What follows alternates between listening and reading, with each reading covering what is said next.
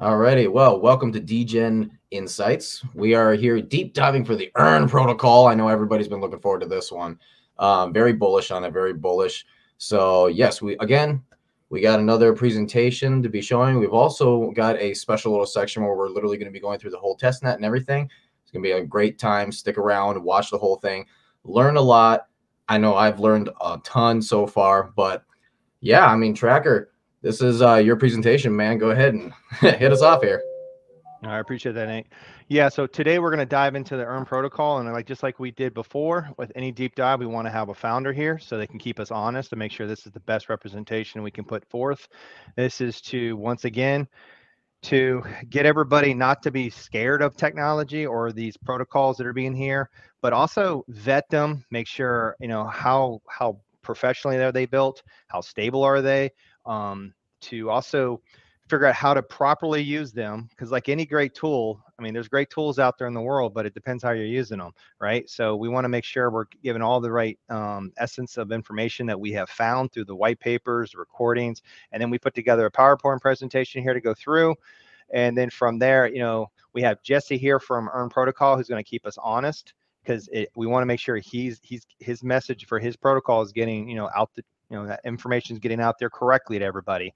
And so you guys are getting proper representation. So if you want to know about how Earn Protocol is going to work, this is the place to do it in this recording.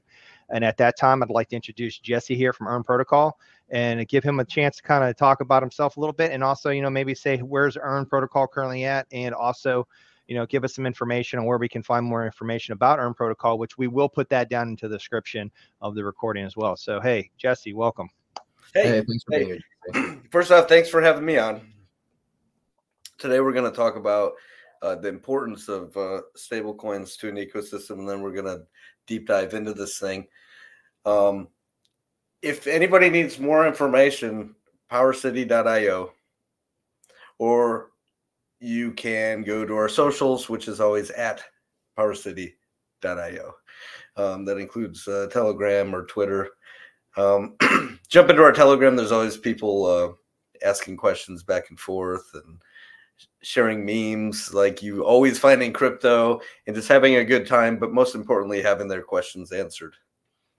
Yeah, and we're also in the Power City Telegram as well. So if you wanted to, you could technically at either Tracker or me, and we will try to answer any questions that you may have.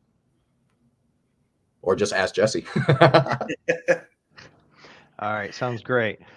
All right, we'll go and just dive right into it. So on this current page we have here, this is the Earn protocol. So when you come to the Earn protocol and you launch it, this is how it's going to look. Before we start messing with the protocol, we were trying to walk through everything so people understand a lot about the protocol before you start messing with it. So let's get into that now at this point. So the outline we're going to discuss is what the heck is this protocol, Earn protocol? We're going to talk about the various cryptocurrencies that are used within this ecosystem.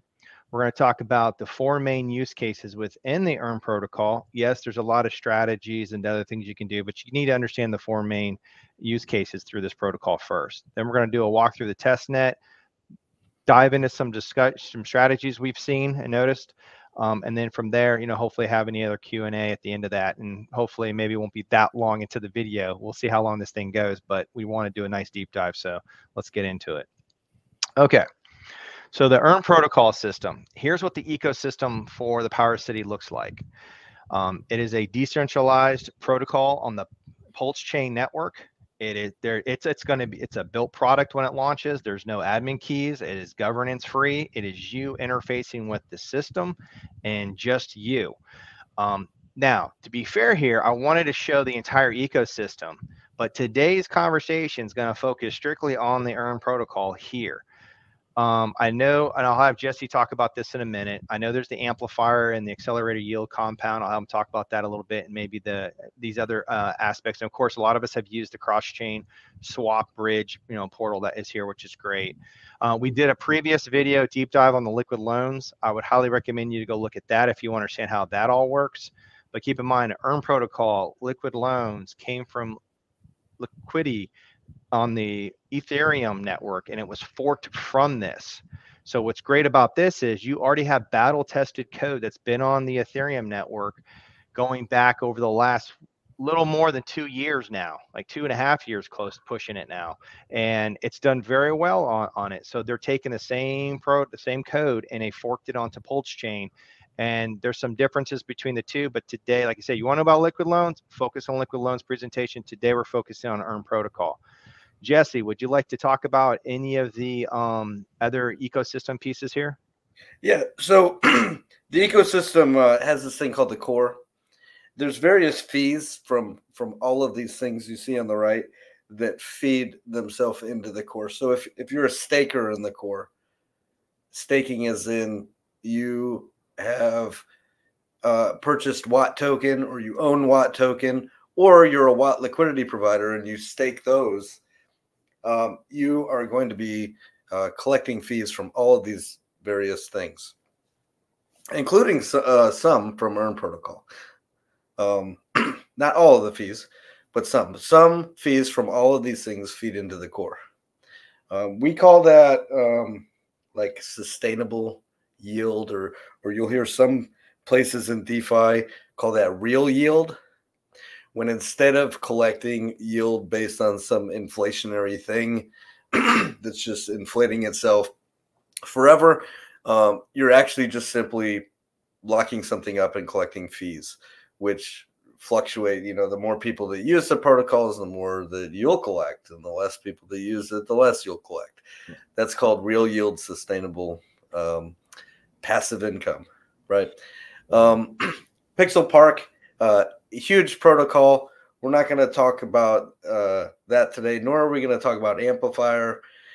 Well, briefly, Amplifier is an automation tool that is the front end for Earn Protocol or for liquid loans. So you can access all the various functions in either protocol right inside of Amplifier. You can use them manually. So you can just manually click and take a loan out or pay back a loan, stake or stability provide. You can do all that manually, or you can set various things on autopilot and let the protocol collect your yield and redeposit that yield, swap your yield, and put it in various places that you want it automatically, so you don't have to do anything. It sits back and it does it all. You know, you sit back and it does it all for you. And do you mind if I jump in real quick, Jesse? Yeah. I just want to go ahead and say that when it comes to Amplifier, we are going to be doing this later on. It is a big part of the strategies that me and Tracker have been talking about. And it's kind of like an entire cycle type, or a cyclical type of deal. I'm extremely bullish on this, partly because of Amplifier. So very much looking forward to it. And Jesse, just to add to that, Jesse. So, yep. Not to get into the code on the back end, but are these basically scripts that are basically, instead of having to manually handle some of the repothecation and things that you have to do within the protocols, it'll just handle it for you essentially?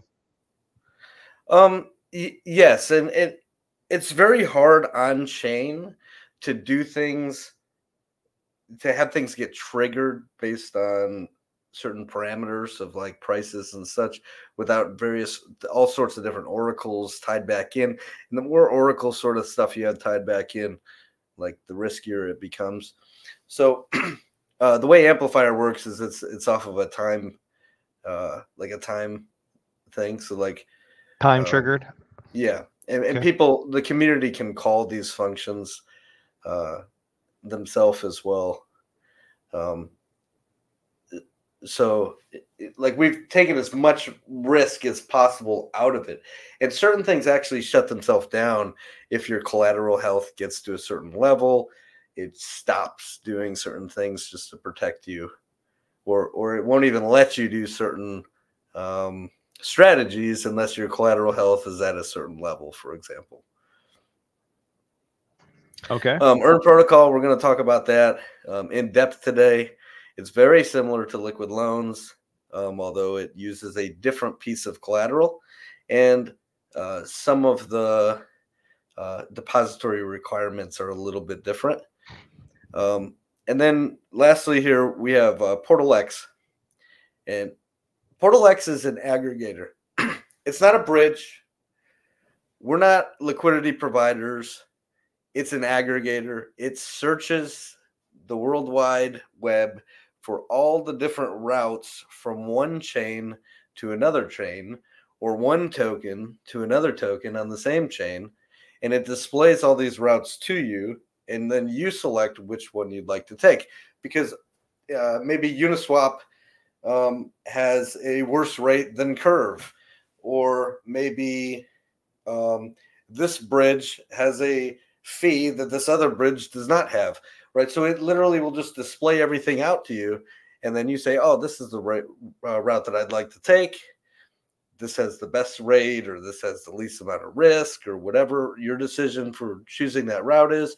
You click it, and then you're interacting directly with those contracts. So essentially, it's like a front end to everything on every chain, and it's just a way for you to find the best rate. Currently, we're working to integrate Pulse Ramp, or Pulse Bridge as it's also known. It takes a little bit of time to get these things tied in, because you got to go through all the contracts and make sure that this thing is actually searching through those contracts constantly. It takes a little bit of time, so bear with us. There is routing into Pulse Chain. There will be other options to get into Pulse Chain here soon. Yeah, one of the main features that actually I was using Portal X for almost constantly to avoid Ethereum fees, right? I was buying USDT on Polygon, and then I was swapping that for Pulse on Pulse X, right? Well, into the Pulse chain, sorry. And I was saving, wow, a lot of money, a lot of dollars in gas fees just by doing that. So it's Portal X is quite the thing. So yep, and it will constantly get better. There's 80 some different blockchains that it's interacting with, blockchains you've never even heard of, and like thousands and thousands of tokens, and constantly more are being added. Of course, Pulse Ramp is one of the things that is currently being worked on to be added as well. Yeah, give it a try. The rates, like if you're playing with big money going from one chain to another, always look at your rate. I mean, if you try and swap thousands and thousands of dollars from one chain into Pulse Chain, you may not like the rate currently until we have Pulse Ramp integrated in here. That's true. That's right. All right. Well, that definitely gave us a little touch base on everything in the ecosystem. So definitely appreciate that. So like Jesse said, we're going to focus today, not just this that makes up Power City. It's one entity of all these pieces. With that being said, so Earn, the focus here is the main coin you're going to be focusing with Earn is going to be Pulse X. Anybody who's in the Pulse chain knows what Pulse X is. It is the DeFi token. We're going to talk about that here in a minute. It's the DEX token for Pulse X. We'll talk about Richard Hart product. And then all you'll need is a wallet to really interface with these protocols. And we're going to show you, well, like I said, we'll go through the protocol when we start interfacing with it later on in the presentation.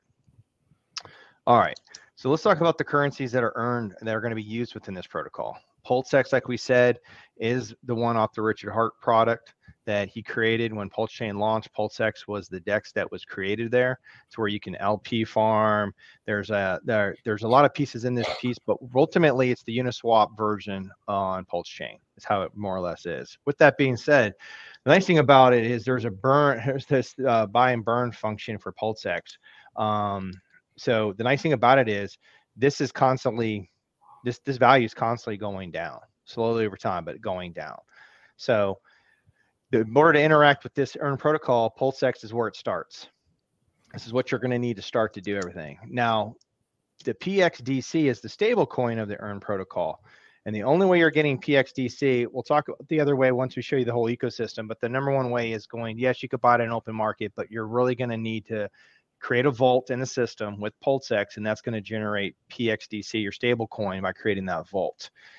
It always maintains parity because, once again, it's always equal to $1 value of PulseX. So if there's 10 PulseX is equal to $1, hey, we're doing really well, first of all. But if it is equal to $1, you're going to get 1 Pulse PXDC for those 10 PulseXs is how it would work. And there's a hard peg mechanism there too that keeps that there. You like to talk about that, Jesse? Yeah, it's important to note that PXDC isn't just minted out of thin air because we want to or you want to. Every single PXDC only comes into existence because people have locked the collateral that's backing it. Every single PXDC that it will ever exist is completely backed by $1 worth of PulseX at all times. And what he just said for $1 worth of PulseX at all times. That is critical that people need to understand it, because people automatically assume you have an algorithmic stable coin, red flags go off, because we've all heard I hate that term, by the way. I know. Because really, what you'll start to learn as we talk about this, there's really nothing algorithmic about Liquidity. The fees fluctuate a little bit based on the health of the system, but the coins do not mint themselves on their own. They don't burn themselves on their own. Liquidations don't happen. Nothing actually happens algorithmically. It's users that are doing all of the functions because they want to. So I don't even like to, I no longer call it algorithmic at all. All right, that's fair. Good catch there. I know we do throw around the word algorithmic for the stable coins, but I know it's got such a bad reputation because of the poor ones that have been created in the past and other chains and whatnot. But like you said, that's the key point people need to understand here. PXDC does not get created without actual value being put into a system to generate it. It's not like it's being generated at thin air. That's what people need to understand here. So it's not like you can just go out and generate more PXDC that's going to potentially cause the system to fluctuate out. And we'll talk about, we'll talk about this a little bit more on the arbitrage and things like that. That'll happen. But once we get into the system, I think people will understand it a little bit better. But be clear that the biggest thing to take away from here is you can't get PXDC without actually but creating a vault/loan into the Earn protocol in order to extract PXDC. There's another step, but we'll talk about that in the system. But once again, you have to give up something in order to get PXDC of the same value. So that's what's beautiful about it. Earn now is obtained through the BXDC going to the stability pool. You might be asking, what the heck is stability pool? We're going to talk about that in the ecosystem. And then, of course, you can also buy Earn on a DEX if you want it on the open market. I don't like to use the word incentive token. It is an incentive token, but this token here will allow you to do other things with it too. And we're going to talk about that in the system as well. Now, the interesting thing here that I found, Jesse, was Earn has a max supply of 100 million tokens, which is the same thing on the forked, I always screw up the name. Is it Liquidity? Liquidity on Ethereum network. It was a fork of, and they had 100 million tokens for their, we'll call it incentive token from their system. But I'm not trying to do those comparisons, but I also know that Liquid Loans has a stability coin called Loan, but that had something like 5.5 trillion or something like that. It's a lot more than what this originally. I noticed that as a delta, so I'm just pointing that out as a delta that I noticed. Yeah, but it's just a decimal point move. At the end of the day, you have a pie, and everybody has their piece of the pie. Their percentage of ownership of the entire pie, right? It doesn't matter if that pie is sliced into 1 billion pieces or it's sliced into 4 pieces. If you own 4%, you still own 4% of the entire supply. If you own 0.5%, you still own 0.5% of the entire supply. So all this it's got 1 billion supply, or it's got 1 million supply, or 21 million, or whatever. It's really just a decimal point narrative. This includes all tokens. Mm-hmm. The real question is, what percentage do you own compared to the percentage that other people own? Okay, understood. Sea creature, man. Where are you at on the sea creature chart? Okay. let's show you the actual ecosystem here. Now, there's terms here that are used throughout, when you're understanding the earn protocol, and when you go through this, there's the borrowing, there's the earning, the staking. We're going to go into all three of these areas. There's also another area we're going to talk about, but right now we're going to focus on these three within the system. So when you borrow, what you're doing is you have PulseX in your wallet, you connect it to the protocol, you then put it into a vault, and we're going to talk about the different ratios of what you can get your ratio on your collateral out at, and how much PXDC you want to extract from your PulseX. We'll dive into that, but just for this sake here, you're staking the PulseX into a vault. It's a smart contract. Once that happens, you get a PXDC that comes out of it. Then you can decide what you want to do with it. You can go into a stability pool where you can actually earn other coins.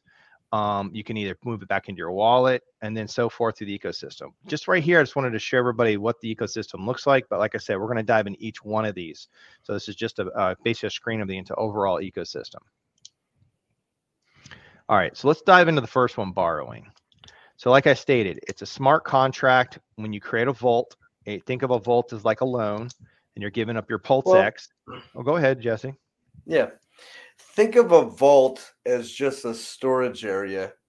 Your smart contract, your custody, your keys, just a storage area for the PulseX that you wish to use as collateral. You may have other PulseX in your wallet that you don't want to use as collateral at all. Okay? Maybe you only want to use 10% of your PulseX and put it into a smart contract that we'll call a vault. And then you choose how much of that you want to mint stable coins. Like what you choose your collateral health, and you mint the amount of stable coins that you want to off of the PulseX that you've put into your smart contract that we call the vault. Okay. Yep. The key factor here for people who are used to the Hex, staking, the thing here is there's no time. It's timeless. So you can pull it out anytime you want to pull it out. You're not locking in some date or anything like that. You're simply making a smart contract, and then you're deciding, like Jesse stated, you're deciding how much PXDC do I want to pull out versus how much PulseX I'm putting in. And we're going to talk about that. It'll be a little more clear. We have some examples to go over that, because you need to understand the ratio and what you're putting in and what you're extracting out of the value. So then the other thing with the PXDC, you receive it, and like we said, you can either hold it, you can sell it on the open market, or you can move it into the other pieces within into the ecosystem, which we'll talk about as well. So the minimum requirements to set up your vault is you can draw 500 PXDC. So essentially, we'll talk about the 110, but we're going to talk ratios. So bottom line is, this is the minimum that you can actually withdraw to start in the system. So this is critical because, and like I said, Jesse, I know we were talking about earlier, and I don't want to do a comparison between this and liquid loans. But I do think this is an interesting point. This one here is because I think they require 2,000 stable coin value in order to do their vaults. And in here, you only need 500. So it's cheaper. That's one certain thing. And then of course the fees are roughly, again, you got your fees taken. I didn't know if you wanted to talk on that or not. Yeah. So there are literally two different schools of thoughts on this. Okay. And neither one is better per se than the other. They're just two different schools of thought. Where we're coming from on the Power City team is, if you allow the system to let somebody take a loan out of 500, it's much easier for the everyday person to collateralize at a safe level, right? Because you can easily come up with $1,000, $2,000, keep yourself safe. But what happens if like it was a 2,000 requirement, and now for you to feel safe, you need $5,000 or $10,000 or $20,000. Yep. Right. Now it becomes harder and harder, and less people can actually participate safely. More people participate dangerously. So it's two different schools of thought. Like maybe where their perspective is that people with more money tend to be safer or not as degen-y. Godwill has proven that's incorrect, right? I'm sure he's a great guy, but he might be a little bit of a degen. So like there's all different sorts of risk players, whether they have little bits of money or lots of money. We just want the system to be at a level that makes sense so that everyone can participate, and everyone can participate at a safe level. And by the way, when Liquidity first created their contracts on testnet on ETH, they had a 500 minimum borrowing, and they had a $50 gas set aside, and they realized that wasn't enough to cover the ETH gas fees on mainnet, because mainnet, if you remember a few years ago, like to do staking functions cost hundreds of dollars. So they quickly realized that, $50 ain't going to cut it. We have to up this thing, right? So they modified the contracts. They went from a $50 gas set aside to a $200 gas set aside, which also raised it to a 2,000 minimum. Now, that's unnecessary to do on a chain like Pulse Chain or Polygon or Binance Smart Chain or elsewhere, because I don't expect the gas fees to be anywhere near hundreds of dollars anytime soon. Well, and just to kind of laugh about that, if it did, then we're all doing very well who already has coins, because that means there's been a mass adoption to the Pulse Chain network that at the same time. All right, so that's fair. I just wanted to pull that. I just noticed that, and I just thought that was interesting. So okay, so you guys are keeping it at 5, which is good, and then you need 50 PXDC, and this just handles your fees, and if the default gets liquidated, we'll talk about what this is all about too, so that. If it does get liquidated, this is overhead expenses to allow that liquidation to take place. So if it's not liquidated when you do, close out your vault, you get this back as well. So it's not like you've completely lost it.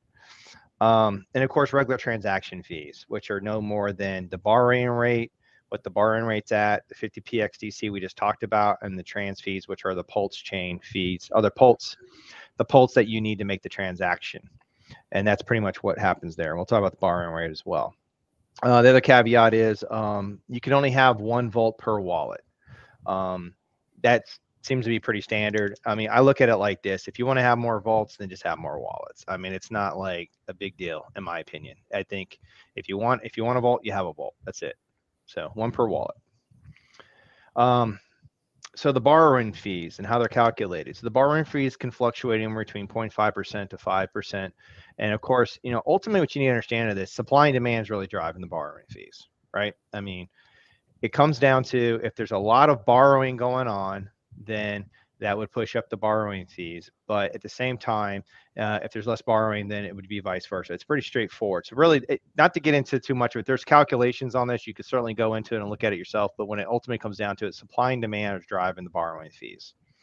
We're going to talk, we might touch a little bit on recovery mode. I know in our last presentation with liquid loans we dive, and I want this to be strictly on earn to focus on, but we did dive heavily into the recovery mode. If you want to know more about recovery mode and really take a deep dive and what's going on, we can start, you guys, I'd recommend go looking at that video.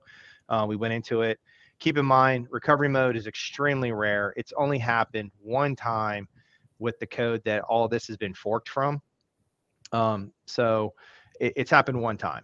It's extremely rare, and we'll talk about that, what happened in that case. We are going to talk about it a little bit, and we'll talk about it at that time, but just want to bring that up, because the only thing I'm bringing this up is when they're in recovery mode, the rate is actually set to 0 to incentivize more borrowing and people to create more vaults. People shouldn't fear recovery mode. They should actually be happy that a mechanism called recovery mode exists to drive the protocol into a safer level. And we'll talk about how it works, why not to be scared of it, what it does to make the system healthier. We'll talk about all that. Perfect. Sounds great. And then, of course, borrowing fees added to the vault's debt. And we'll talk about where that borrowing fee actually goes. We'll talk about that. So this, once again, this is the borrowing fees do get added to the system. And we'll talk about where in the system those people who are interacting in the protocol get those rewards by participating. We'll talk about that too. I don't know why this cut off right here. Apologize. An example, the borrower wants 4,000 PXDC and the fee is at 5%, 0.5%. You're going to have to pay a 20 PXDC for the borrowing fee plus the 50 PXDC. So total, cut off right here, I apologize, but it's 4,070 PXDC in order to, that's going to be, that you'll actually, get when you do the fee or when we create the vault itself. So the borrower will incur a debt of 4,070 PXDC. Yeah, when they elect PLSX you've created to the vault. I'm just stating if the borrower wanted to take out this much, this is what your debt would be to have to be paid back in order to close out your vault. And the next example we'll talk about, we have other examples that we'll talk about it, and they're basically right here. Now, it's important to note, right? So let's go back to that page for a second. If you were to go to a bank and borrow $4,000, first off, they're not going to give you $50 back when you pay it back. So really the total debt here is total fee here is kind of like $20, right? So you're taking a loan of $4,000 and it costs you $20 to do it. And there's no interest rate. There's no recurring payment that you're required to make, compounding into other people's pockets. It's simply, you paid $20, you got 4,000. You're welcome to do whatever you want with that and pay it back at any time that you want to with no recurring payments, right? It's pretty beautiful. I appreciate you doing that, because that's a great way to put in it when you're comparing it to the traditional financial system. I like that. Now, when you get into the borrowing rates, there's some key percentage rates that you need to be aware of. And the three big ones are the MCR, ICR, and TCR. Now, MCR is the minimal collateral ratio. That is like the minimum you can take a vault at is 110%. Now, we're going to talk many reasons why you don't do that, because if you do this, you'll probably be liquidated the day you create the vault you actually care about personally, because your ICR is what your individual collateral ratio is. That is, when you take a vault out, when you put PLX into a vault and you extract the actual stablecoin PXDC, at that rate, how much you're borrowing against is going to determine what your ICR percentage is. The lower this ICR percentage, the more risky the vault is in getting liquidated. The higher, the less likely it's going to get liquidated. And like I said, we're going to go into that too. So the ICR, think of the ICR, this is your rate that you took your vault at. The TCR is for the overall earn protocol system. This is the TCR, which is the total collateral ratio. And this is the time that this really comes into play is when it gets below 150. This is when the recovery mode would kick in. And then that basically will state that anything that's under 150% for your individual ICR, for your vault rate that you did, now it becomes extremely risky, and you're going to get, most likely, you're going to get threatened to be liquidated. And it's going to, let's use the word eligible. Eligible. Right. Because because the system will only liquidate until it stabilizes. Once enough vaults are liquidated, which could be one. Yep. If it goes back over 150, like. All right, that's a great point to bring it up here. You'll see it on the protocol. There's actually a page you can go to, and you can see where you are on the tier level, right? You don't want to be the top tier guy that's got the least amount of ICR percentage, because that means when liquidations kick in, you're the first one that's up to get liquidated, basically. And we'll try to show that to you, what that looks like. In general, yeah, there are times for advanced users where you would want that. And we're going to talk about that too. Yes, we'll talk about that. Let me just give a quick example. If the price of the stable coin goes above $1, like if it's worth $1.20 or $1.30 or $2 on PulseX, and you see that, wow, the stablecoin shot up in price because somebody bought too much of it on the open market and drove the price up. It's very simple decision for me to make. I'm going to go straight to a vault on a new wallet. I'm going to mint as many stable coins as I can with the lowest collateral health. Yep. And I'm going to take those and I'm going to dump them on the market and bring the price of the stable coin back down to $1. And I'm going to make the difference. Right. On the arbitrage. And knowing that those vaults are going to get liquidated. So that's an advanced move. The stability of that stable coin works in both directions, by the way. That is one way to drive it back down to $1 and profit while you do it. The other way is through the redemption process, which we'll talk about later. Okay. Yep. Good point. Yep. All right. So let's talk about what happens here. So when you take out a vault, you're putting the PLX and you're basically making that vault and you're taking out PXDC up to 90.91% of the PLX you borrowed against. So let's break this down to more simplistic examples here. For simplicity, PLX is worth 1 cent and you deposit 3 million PLX and you decide to borrow 10,000 PXDC stablecoin. Then your ICR will be 300%, as you can clearly see how the math is broken down here. But if you did the same thing, you're worth 1 cent and 3 million PLX you wanted to state, but you want to pull out 25,000 PXDC. Well, now your ICR is going to be 120%. So I guess the easiest way to think about this is, and when you're working with the protocol, you'll see it when you put it in. It'll show you what your ICR is going to be and all this other stuff as you're playing with the numbers till you get to a level you feel comfortable with, or you can do the math in your head. But bottom line is, the key here is don't get too greedy. You don't want your ICR to be crazy low, unless, like you said, if you're an advanced user and you see an opportunity or something, you can certainly go for that route. If your concerns are you don't want to be liquidated, then I would recommend the ICR to be set at a higher rate. It's non-financial advice, of course, but we're trying to teach people to use the system. So if you're scared about being liquidated, you want your ICR to be high. If you're not, then you can get a little risky. You can set it real low and you can try to take a vault out. But keep in mind, if the ICR, Jesse, correct me if I'm wrong, if your ICR is at 110% minimum, the probability you're going to get liquidated is pretty very, very high, correct? Because once your ICR drops to 110 or below, anybody can go in there and liquidate you immediately, correct? Yeah, if anybody under 110 can be liquidated. Yes, under 110, correct. So if you're at that 110, keep in mind your ICR percentage when you create that vault is going off the PLX price. So if you created a vault and that PLX was 1 cent and all of a sudden now it's half of that, or it goes down just a little bit in price, your ICR percentage just dropped. So immediately, and real quick, here's how you adjust that, by the way. You look at you see your ICR and you say, you know what, I want it to be healthier. Okay, pay back some of your loan. Go grab some USDL, pay back some of PXDC, pay back some of your loan. It's that simple. Or add some collateral. So go grab some PulseX, add it to the vault. There you go. Now you have a higher individual collateral ratio.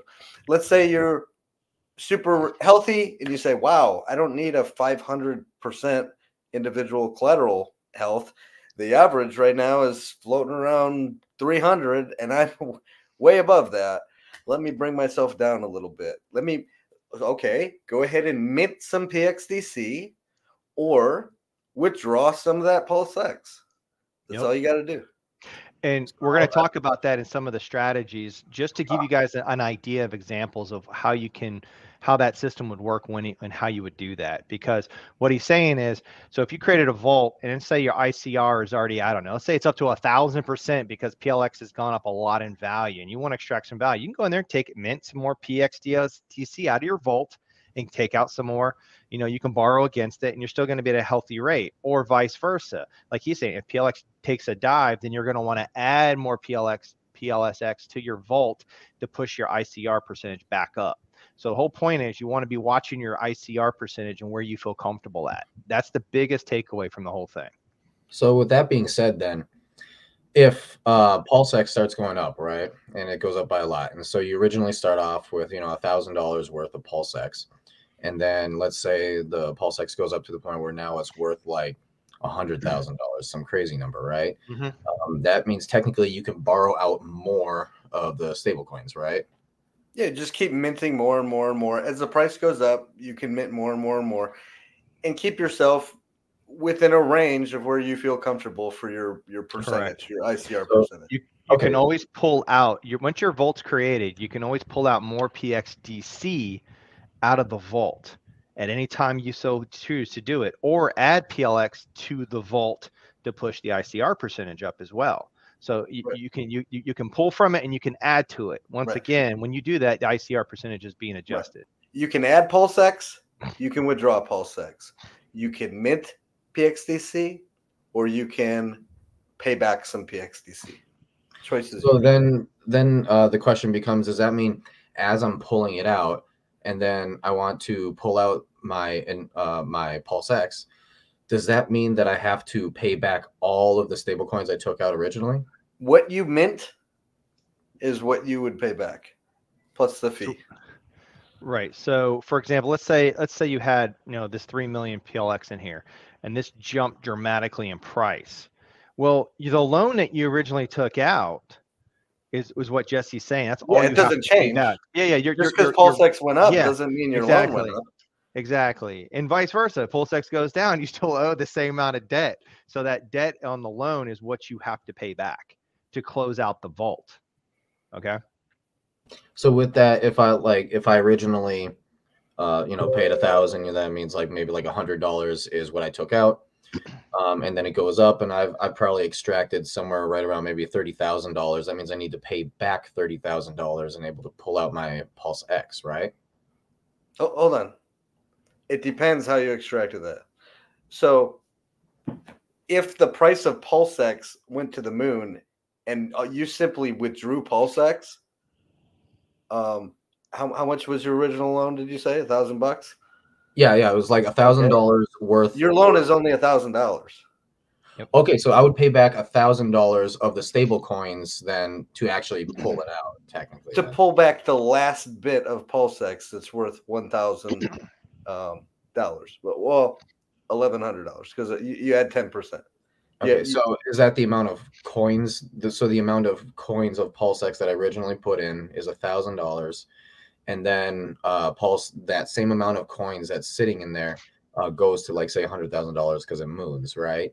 And I decide to pull out more stables via that, keeping the ratios. Mint more stables. Mint more stables to be, to obviously pull out more money, right?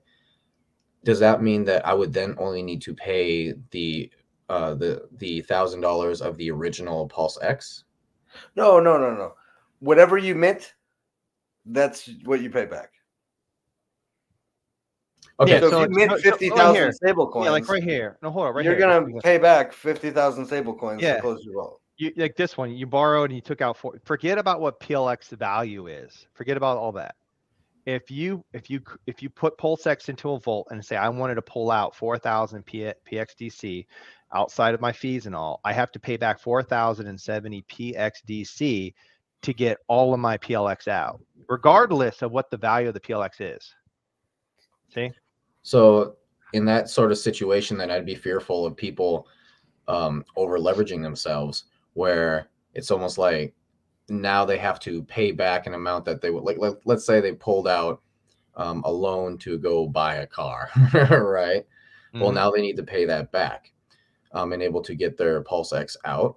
And so if they look at it this way.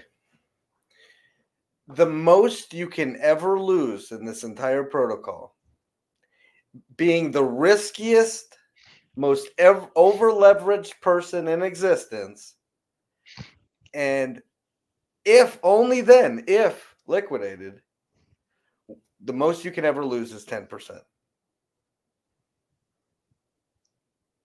And that's going to be it's true. It's true what he's saying now, and I know where he's going with it. He's right. It's 10% because once it goes under 110% ICR, that's when you're liquidated. Well, under 110% ICR, you've only lost, like you said, 10% because you still had 90% of the actual stablecoin value already in your possession. So you've lost 10% is what he's getting at. Fair enough, right? Yeah, so if you minted 1,000 stable coins and you did that because you put in, let's say you put in $2,000 worth of PulseX, okay? And you minted 1,000 stable coins. And you went and you spent that, or, it's gone. You wasted it on, cigarettes and beer somewhere, okay? And you're like, oh, I can't pay back my loan. What do I do? All right. Well, you can still withdraw excess PulseX because you put $2,000 worth in. So you could literally pull out $900 worth of PulseX if you wanted to and still be at 110%. Or you can let it be and hope PulseX goes up in price. And if it doesn't and it goes down by 50%, which usually takes a long time, by the way, once that gets down to $1,100 worth of PulseX, because you minted 1,000 PXDC, you're eligible. You're going to get liquidated. Okay, you're going to lose that PulseX because you already have the 1,000 stable coins that you've spent on cigarettes and beer. And so right? What did you I'm actually lose? You lost at that point, being the riskiest, person that exists. You still only lost 10%. And when thinking about that too, so if you're at the top and things start going back down, that seems like it would actually help out, say, PulseX quite a lot, because that means that it would encourage you to buy more PulseX to throw back into your if you wanted to, yes, your ICR percentage to keep it up and not to get liquidated. Yes, exactly. So this is really going to help out PulseX just overall and everything. Yep. All right, so let's just talk about liquidation.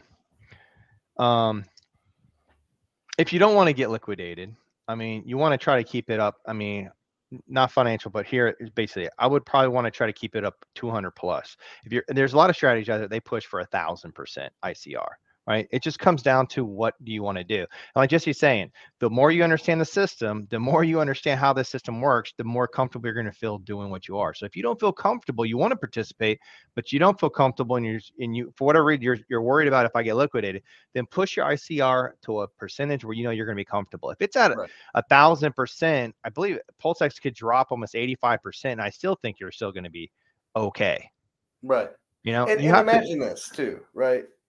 Literally, you have to come up with these numbers yourself, because what if Earn Protocol existed on day one of Pulse Chain, and the riskiest people would have the most value right now, because PulseX did go down by 90% or whatever. But you had the value dollar. You had the dollar. Yeah. So the people who were liquidated at the top, and it kept going down in value, those people have the most.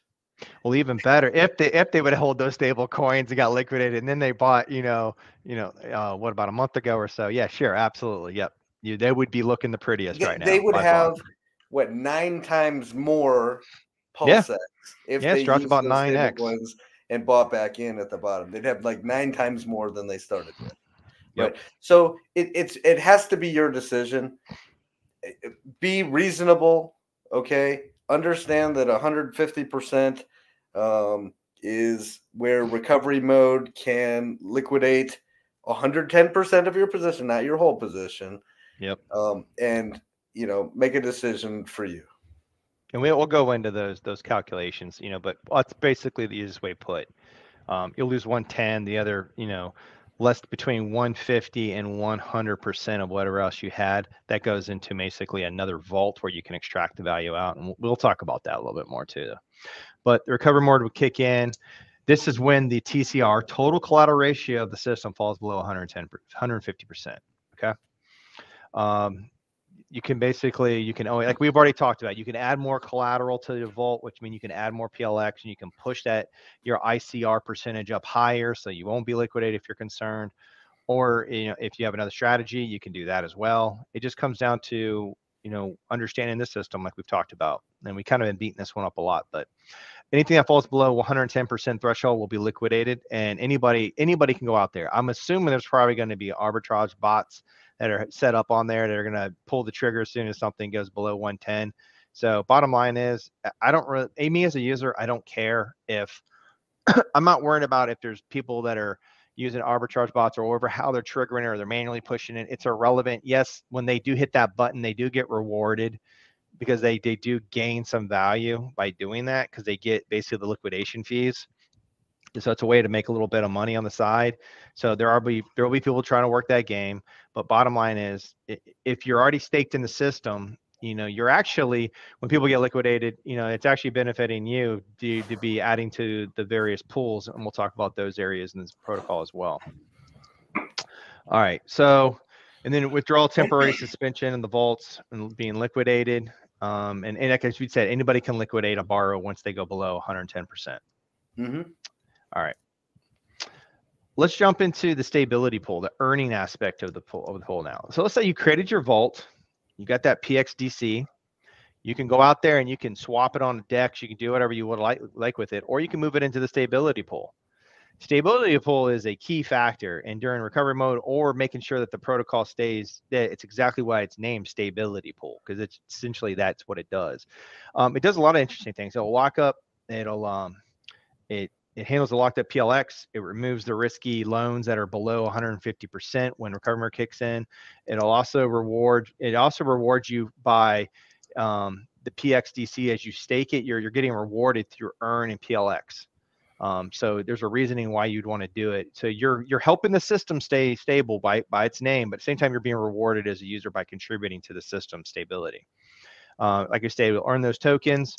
The user at the highest, adoption fees, earn community insurance follows a yearly halving schedule. This is something I was curious to look into too, because just like every halving, after the first year, this will get cut. So the amount that you'll be getting, and correct me if I'm wrong here, Jesse.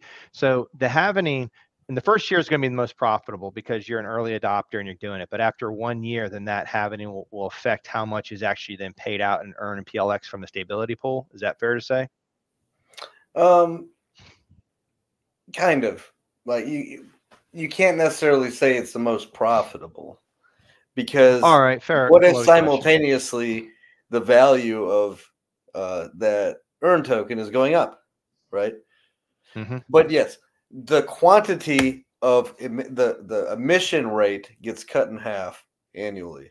So early on, day one of the protocol, when there's barely anybody except yourself in the stability pool, and everyone else is still trying to figure it out so they can dive in there with you, the emission rate you're collecting, if you're the first guy in there or first gal in there, you're collecting the entire emission of the earn tokens. And as more and more people pile in, you're kind of diluting each other. Of course, the APY is going to be going down simply through dilution. But at the annual, the anniversary date, that emission rate gets cut in half. Yep. So once again here, you're rewarding the early adopters for helping the system essentially, and rightfully so. So that does make a lot of sense. So that does make exactly what I was thinking it was. That makes sense to me. So you have that piece that kicks in. You also have the borrowing will transfer collateral gain and the vault to decrease any chance of liquidity instead of receiving PLX back to your wallet. So what we're saying here is, what's nice about this is if you're having any problems with, like we talked about earlier, let's say your ICR was going, you want to increase your ICR, you can extract these values out of your stability pool that you're gaining, and you can then put this PLX back into your stability, into your vault. So by just having it staked in the stability pool, you have a system here that's earning, but also building your bags to essentially use as an opportunity to make sure your ICR is stable as well. So it's giving you much more opportunities to do as you see fit with this. You're putting your value to work for you. You originally started with some value of PulseX. You decided to put that to work for you, mint some stable coins, park those stable coins in the stability pool. You're earning a yield in the earn tokens, which you can do other things with, by the way. Or you're there and you're actually picking up some liquidated PulseX on occasion from the risky people, and you're getting it at a discount, at a 10% discount. So you're, your values typically always going up in there, unless you're holding PulseX like from liquidations and PulseX goes down. Like it's just a place where you're literally getting free tokens that are being emitted to you and discounted PulseX. You're always earning in there. Nice. And it's great for the ecosystem, by the way. There are other protocols such as Maker, where if there's a liquidation, there's like this liquidation auction that has to happen. And people have to bid on and buy the debt. People could choose not to. If there's a Black Swan event, there could actually be a situation where nobody purchases the debt and the system like starts to dissolve itself. And by the way, that liquidation auction takes like 6 hours. A lot can happen in 6 hours if there's a Black Swan event. The interesting thing about Liquidity or Earn Protocol or Liquid Loans, all the same thing, is liquidations are instant. The moment somebody hits that button, the debt is paid for immediately. Those coins are burned, the debt's paid off, and the system raises its collateral health. Because the coins to pay back the debt are sitting in the stability pool ahead of time. Yep. Instead of requiring people to decide later to go purchase the debt. And oh, by the way, one person, it's spread across a pool of participants. So no one single, this is also very healthy, by the way. I have to address this. People say, why, what if a whale decides to try and liquidate everybody or liquidate people? Well, here's the thing. If you're a PulseX whale and you're dumping PulseX just to manipulate the price down, what are you actually gaining? You're gaining somebody else's bot that's hitting the liquidation button, getting a $50 gas set aside, okay? Because the bot's going to hit it before the whale guy. And the liquidation, which is probably a small player, smaller than that whale to begin with, the liquidation gets spread across thousands and thousands and thousands of other people who all get PulseX at a discount. The whale guy may be one guy in there, and he gets a portion of all that, but he just dumped his own bags on his own head, and he picked up less value than it cost him to do it. Okay, so it's worse than that. Oh, it's worse than that too. It's worse than that too. He's also dumped this for personal gain, to try and manipulate the price to gain out of the stability pool. It's just a natural thing that happens on its own, but like to purposely try and manipulate and gain it's not worth it. Doesn't work.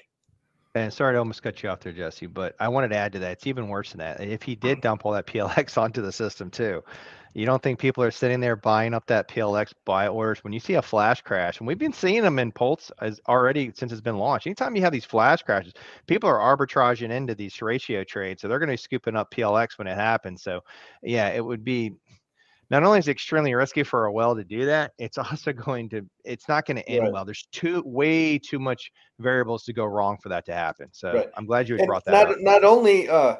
Not only does it just not work, where he's not going to pick up the value that he hopes, we also have other mechanisms, such as in the fetch Oracle protocol, that are really preventing that sort of manipulation. So 15-minute time weighted and time volume average in either direction, multiple pools that are aggregated together.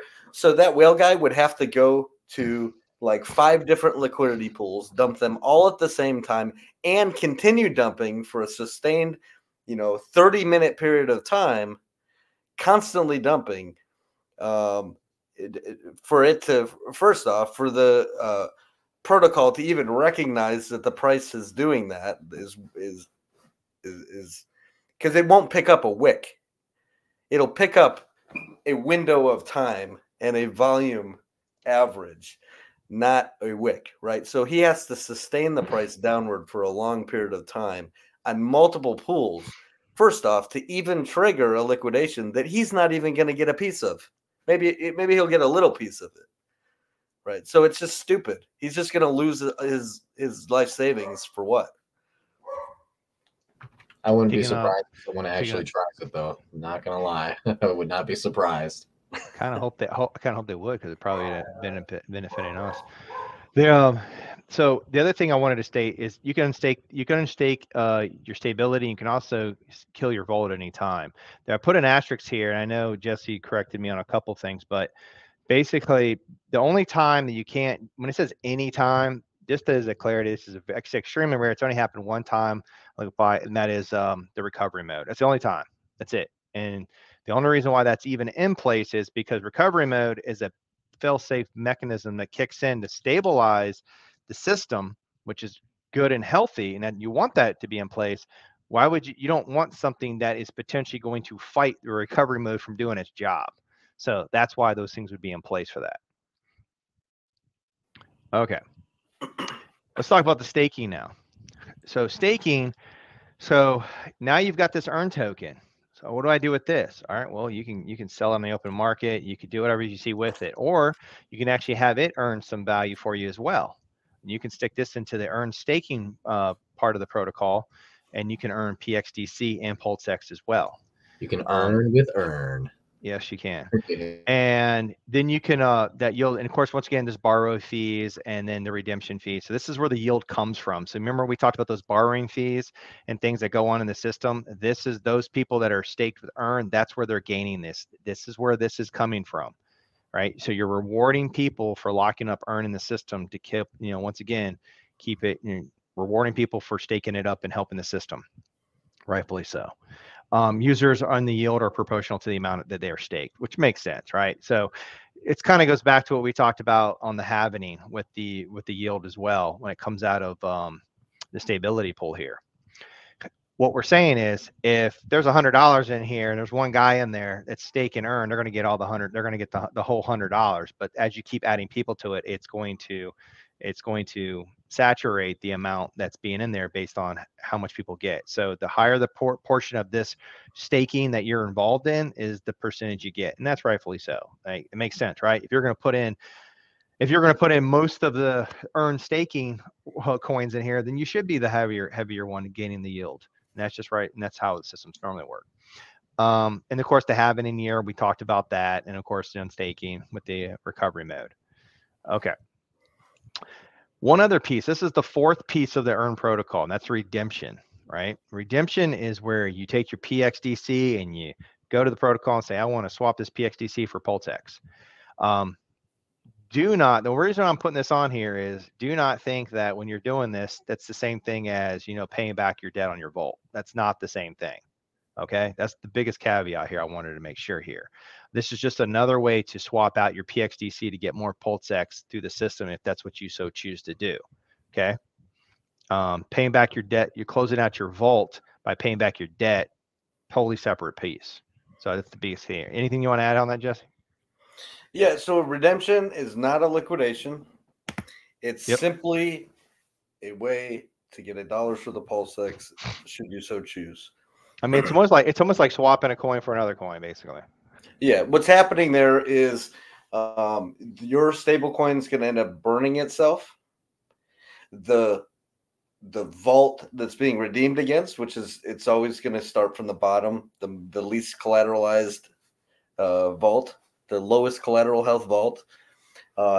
Some of their debt is going to get paid off because you're burning it. And some of their PulseX leaves their vault and goes into your possession. That's not the same as you liquidating that bottom vault. You're simply redeeming and getting back. See, anybody can add PulseX to the system. And anybody can get PulseX back out of the system. Redemptions will always happen from the lowest collateralized vault to the top. And it has this weird math, and we can go through the math. It's kind of cool, where when you redeem against a vault, their collateral health goes up. You're paying back some of their loan, an equal value of PulseX is leaving their vault, and now their collateral health may have went from 110 to 115. And then the total collateral health also goes up. Because just to be clear, Jesse, right? Just to be clear, what Jesse's saying, your collateral health, he's talking about your ICR percentage would go up, and that's what you're saying. Just making that clear. Yeah. If a vault is partially redeemed against, their collateral health will go up. And they'll have less debt that they have to pay back. So that person could come back and see, oh, wow, somebody benevolently paid off some of my debt.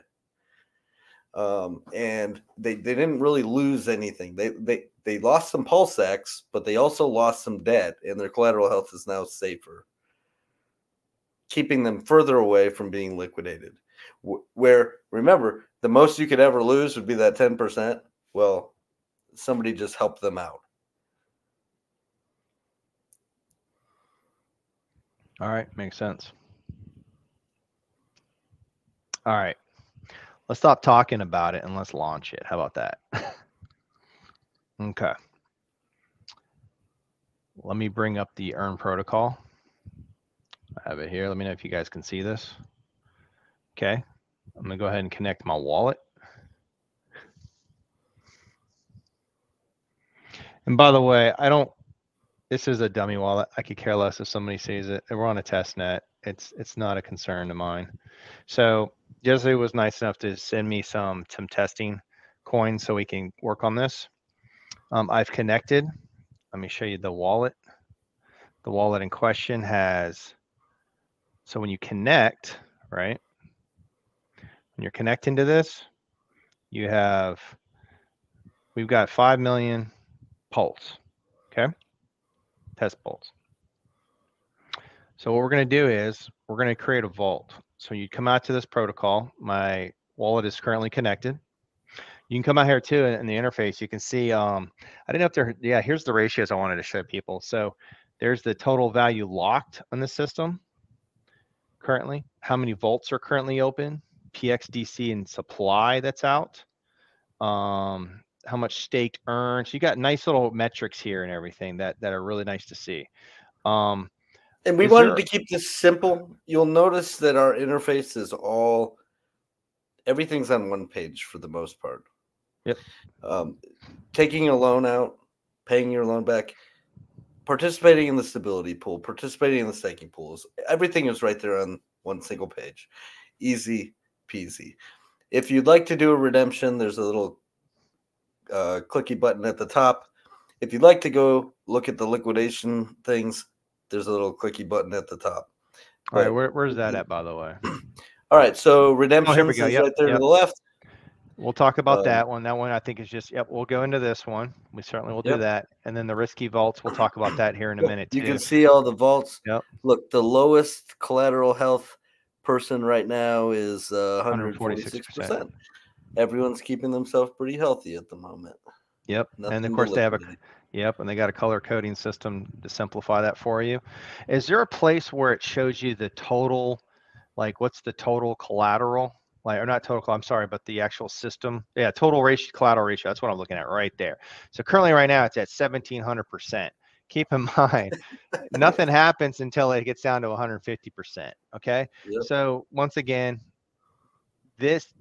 like I said, the ICR, which is what your rate is at, right? And you can look up your rate and you can look at where you're at on the tier and you can see where you are. And at the same time, the total collateral ratio, where that's at.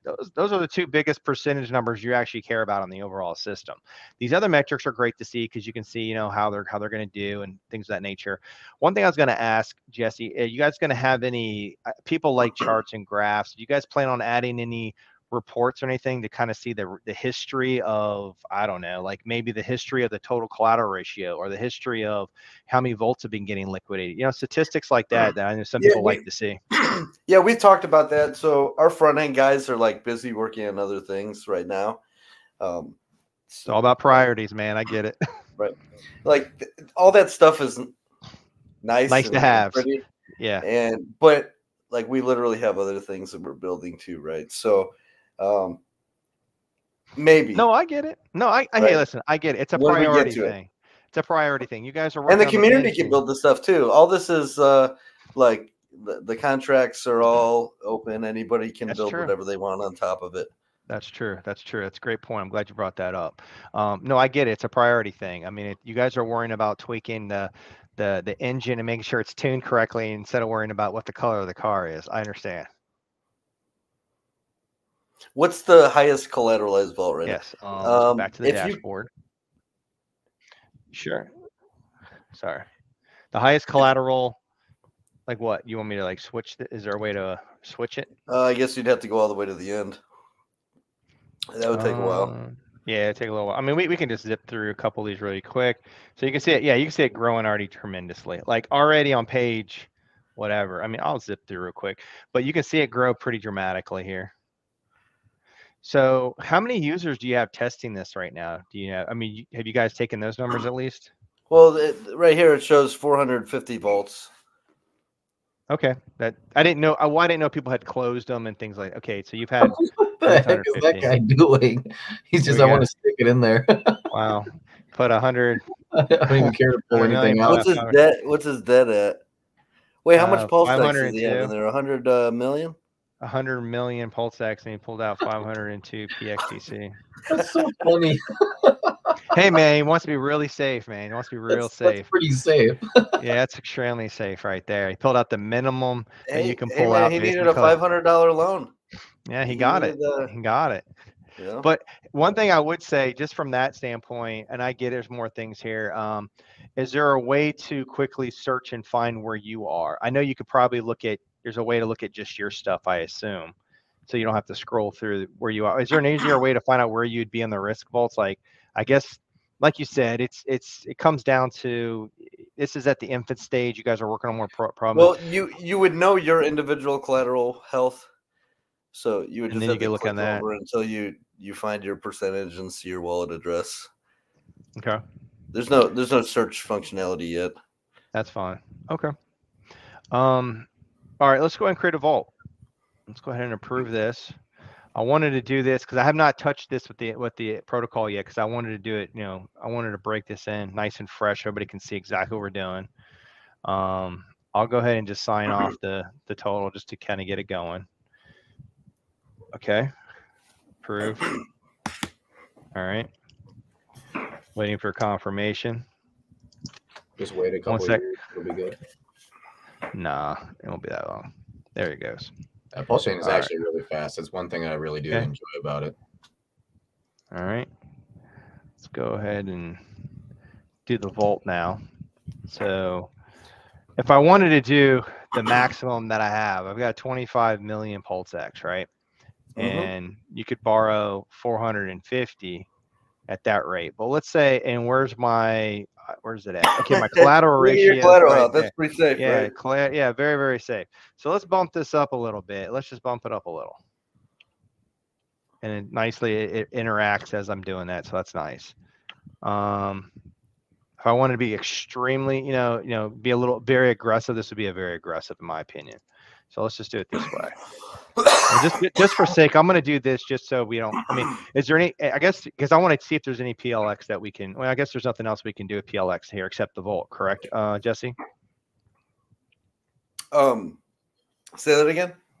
Is there anything else I'd use PLX for in the system here outside of creating the vault? No. Okay, so let's just go ahead and we'll do that much. Let's just confirm this. Okay, confirm that. Probably waiting for the transaction to pop up. So you're borrowing 450,000 PXDC. And I'm keeping my collateral still at 2,470%. Right? Still, I mean, in my opinion, that's still a very safe collateral ratio. I mean, to me, for my personal opinion, it wouldn't be aggressive. I would be concerned if I took out anything under, 250 to 500% of collateral ratio. I would consider that to be more on the aggressive side, wouldn't you say? Not really. It depends on the volatility. Are we in a bear market or a bull market? No, totally legit. And I think, and most people would think we're probably closer to the bottom. I mean, PulseX has already got dumped, 9x, right? We've already dropped a ton. We have to get 9x up, I think, something around that was bumped to get back to the original values we were at. So I feel like we're definitely at the lower end. So I'm gonna go ahead and take that. Okay, let's go take a look at that wallet that we had. Let's see what we got in here now. Tokens. So I got the loan, I got USDL. I guess I got to, how do I import the token if I wanted to do? Can I just click on this and it'll add it to my wallet? Yeah. Okay. Yep. There's the address copied. So that copies it. So I got to, do I have to paste it in? I'm trying to do it here. Yep. So click import. Yep. Paste. There you go. In. Yep. Paste it in. Okay. Hit next. Import. We're done. And now that the tokens were already on, they're already on the blockchain. Like they're already there. You already had them. It's just now you can see them on your wallet through the UI now because you had to add them to your wallet. So now there they are. You got them. Now you're sitting on 450,000 PXDC to wreak havoc with right now. All right. So let's say, yep. Now you're welcome to swap that for USDL or USDC, whatever you want, or DAI or Pulse, or just immediately redeem it. You can you could take a loan and then say, you know what, maybe where you live, in your jurisdiction, loans are generally tax-free, right? So maybe you want to go buy a house with that or something. You could just click redeem, grab some PulseX, swap that for whatever. Take your loan, you still have an open loan position, and then go do whatever you want with your $450,000. The choice is yours. Yep. One of those things you may choose to do is put it to work for you in the stability pool. And that's what I would prefer to do, because I think right now, taking out any collateral out of a system at the low levels we are in, I feel like is not, personally, I don't think it's a smart move. That's my personal opinion. So I'm going to take it, I'm going to put it to work. Let's dive into the stability pool. Let's go ahead and take that PLX. I'm going to just do, I'll keep a little bit of liquid on the side, right? Let's just take down, I don't know. We'll make it that.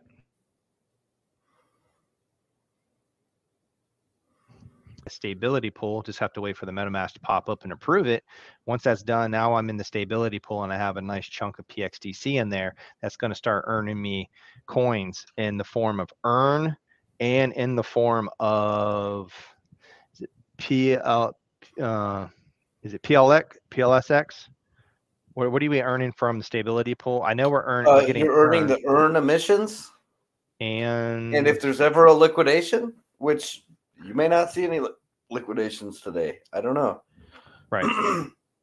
But when there is a liquidation, you'd be earning a portion of that PulseX in return for some of your stable coins or a percentage of them burning. Okay. So you might burn like, one of your PXDC, but you just picked up $1.10 worth of PulseX, for example. Okay, makes sense. So that's a key caveat that I know we touched on, but I don't know if people really understood that. So when people are getting liquidated, the PLX that's getting liquidated, that's where that it will be yield, that percentage of that yield that you make up the stability pool will be the PLX that you get back as reward. Yes, you'll get earn back already, but the liquidations is where the PLX comes from the stability pool. Okay. Correct. All right. And if everyone stays healthy forever, you'll just never see PulseX. You'll just constantly see earn tokens. And that's fine too. That's fine. Yep. Let's jump in and let's do a stake now. Well, I don't have any earn yet because you have to make. How long does the system take to actually get some earn? Like it happens whenever people are running functions and it's constantly emitting. Okay. So if you click like refresh. Let me do that. I'll go ahead and refresh this. And then while that's going, I'm going to go ahead and jump over here and I'm going to add the earn token to the wallet. I just copied the address there. Import token, paste that in there, click there, import the earn. Okay, now earn should be now present. There it is there. Okay. I don't think we have any earn yet, which is understandable. I mean, I don't think we're going to have any earn yet. So that's fine. But if you did have earn, you would then stick it here. It's just like it's the same interface. I mean, you see how simple the interfaces are, where you shouldn't be overcomplicated here. I mean, it's pretty simple. You put in how much you want, you hit the button, and you're done. It's not overcomplicated.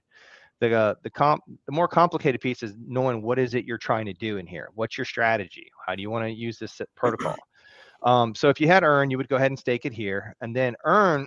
you're earning PXDC and PLSX. And once again, where did we say the yield is coming from out of the staking pool? That's through the transaction fees. The simple fees. Yeah. Remember that? that? Fees. Yep. Remember the 0.5% Right up to 5%. Yep. Borrowing the borrowing. That's the borrowing rate. Yep. So whenever somebody mints some stable coins, a 0.5% right here, or sometimes a little more of their PXDC never hits their wallet. It gets instead spread across all the stakers. So it comes out of here. When I made that, so what are you saying? When I made this right here, this vault, whatever the borrowing rate was, that would come out of that, and the borrowing fees right here, it says it right here, 0.5%, right there. So you'll know what the borrowing rate is when you do this. And like we said, supply and demand will push that up or bring it down. And then when you did it, those fees went into the staking pool where you're going to earn rewards here in the form of PLSX and PXDC and those are just the fees that you're getting from the borrowing fees. You're capturing those. So the reward, there's another fee that you get whenever there's a redemption, right? And that's the PulseX. When somebody does a redemption, same thing, 0.5% up to 5% fee, and that comes right out of the PulseX that they're redeeming for. That never hits their wallet, and instead it goes to the stakers of earn token.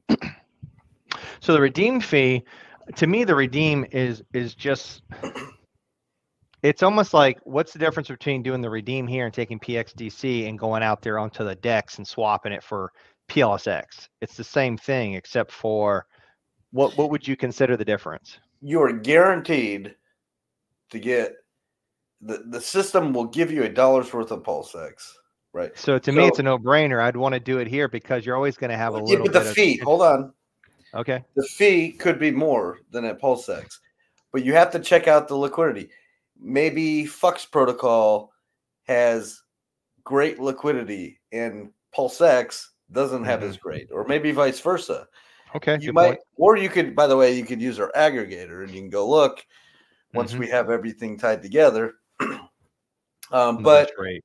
You may find that, oh, wow, I want to swap 100,000 of these coins, and it's only going to give me, 91,000, USDC if I try and swap out of these 100,000 PXDC. You're like, oh, that sucks. That's a horrible rate. I'm losing 9%. So instead you say, oh, well, I can just do a redemption instead. And you just go do a redemption. And then you take your PulseX and you swap that for your USDC. And now you got, 99,905 or whatever. Now you didn't barely lose anything at all. So a redemption is just a way that you're always going to get $1 worth of something for your PulseX. Okay. Makes sense. No, that's a good point. I like you bringing up the so no matter what the liquidity is, it is a liquidity. This whole system is a liquidity pool, essentially. One side is all the vaults, and that holds all the PulseX, and the other side is that stability pool, and that holds all the stable coins. It's a giant liquidity pool. Okay, now you can choose to use outside dexes like people like to do, PHUX or PulseX or whatever, or you can do a redemption. It's going to cost you a 0.5% fee to do so, and just use the internal mechanisms as well. Okay. Makes sense. And just to be clear here, the test PLS here, that is the PulseX in the wallet here. I just wanted to make sure everybody is following me on that. That's the only, don't think that this is something different. This is the PLSX. But we're on the test. Does that mean that the redeeming function then has a consistent fee then, rather than say? No, it also fluctuates. Okay. It's based on, it's based on the borrowing fee, correct? Right? Okay. The more redemptions that happen, the higher the redemption fees. There you go. There you go. It's supply and demand again. Yep. Now, let's say you have that PXDC and you're sitting stable, and all of a sudden PulseX, just tanked a little after you did this. Well, that might be a way to DCA into it, and you can just pick it up, or like you said, you could swap it. So bottom line is you could go here and redeem it. Once again, pretty simple interface to be able to, anybody should be able to follow this. This is pretty straightforward. And so far, everything looks like it's nice and smooth. Redeeming it, wait a second for the transaction to go through, and then it's already confirmed. And now you can see that we have now swapped it, and the PX is now back into the Pulse. Okay. Go back to your staking pool and see if you earned anything yet. If you do a refresh, or your stability pool, do like a refresh. Yep. Let me try doing this. Max. Nope, still nothing.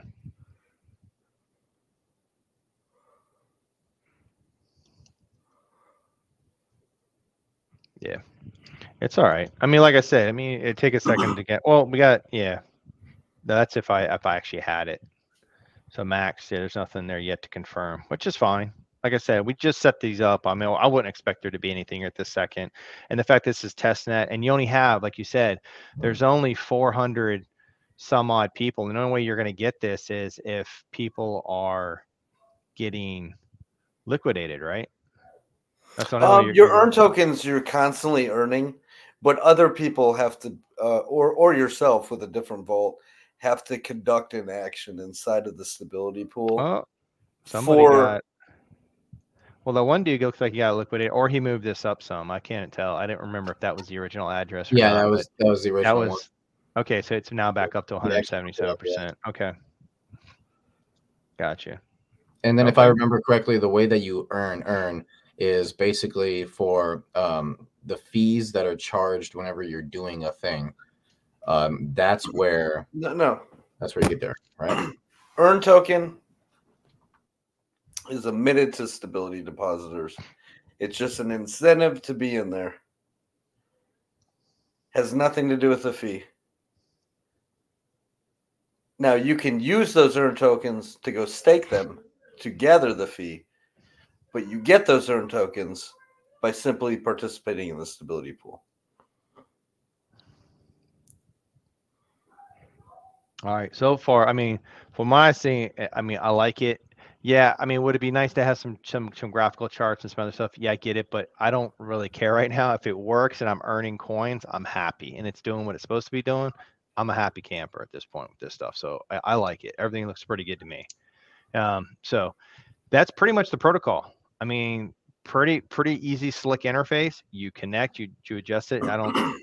Anybody should be able to follow this, and they're clearly labeled. I mean, the vault, which is the borrowing, stability pool, which is the other term we were using, and then the staking is what we're talking about. So you have the borrowing, and yeah, pretty straightforward. I mean, I don't know what else to say about it. It's completely straightforward. And the redemption and the risk vaults to know where you wanted to see what you need. So you need everything here, and then of course all your metrics. So you have everything you need. And right now the price that's coming in from the Fetch Oracle is showing this is the price that it's coming in at, correct? Fetch is not tied into testnet v4. Okay, so this is just all right. Fair enough. But it's pulling directly from PulseX right now. Okay, but once it's tied to the Fetch Oracle, that this price will be coming from the Fetch Oracle, and then like you said, if for whatever reason Fetch Oracle had an issue, then it would fall back to PulseX, correct? Correct. And it's important that people understand this. The word, like, people think that oracles are scary. It's scary not to use an oracle. Look at this price feed here on testnet, for example. This price of 44.7 cents is pulling directly from PulseX from one single pool. Okay, I could go and dump, some billions of PulseX, and I can manipulate that price. Meanwhile, I have a second screen pulled up here where I can hit the liquidate button or use a bot or something and try and liquidate everybody really quickly. Okay. Now, the only way that's possible is because it's pulling directly from PulseX. And even if I used a time-weighted average, the fact that I'm pulling from one single pool that may not exist tomorrow. Remember, PulseX, we're already on version 2. There's nothing saying we won't be on a version 3 tomorrow or version 4 the next day, right? We have no idea. Richard may decide to update that thing throughout time. Liquidity providers may choose to pull out their liquidity and go put it somewhere else, like on PHUX. And if we have an immutable protocol that's pulling directly from a singular DEX, even with a time-weighted average, that is extremely dangerous.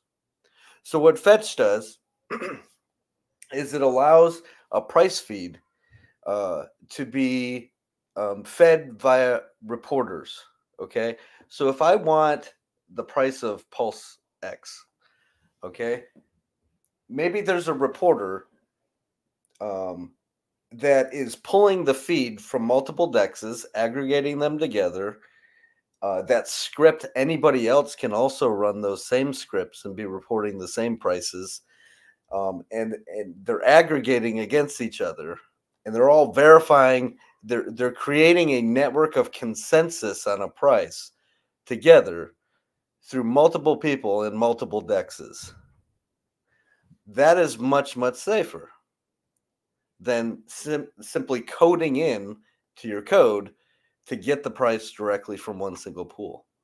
And by the way, if there's a price that's out of the parameters of the other prices, that can be contested.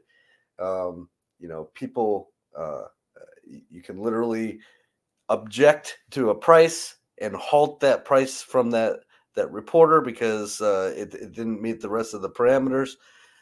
There's all sorts of safeguards just to make sure that you want to price somewhere. How do we make this decentralized, consensus model based? Very similar to how like nodes and like the consensus mechanism for the blockchain itself operate. Now you're doing the same thing for prices, right? It's extremely safe.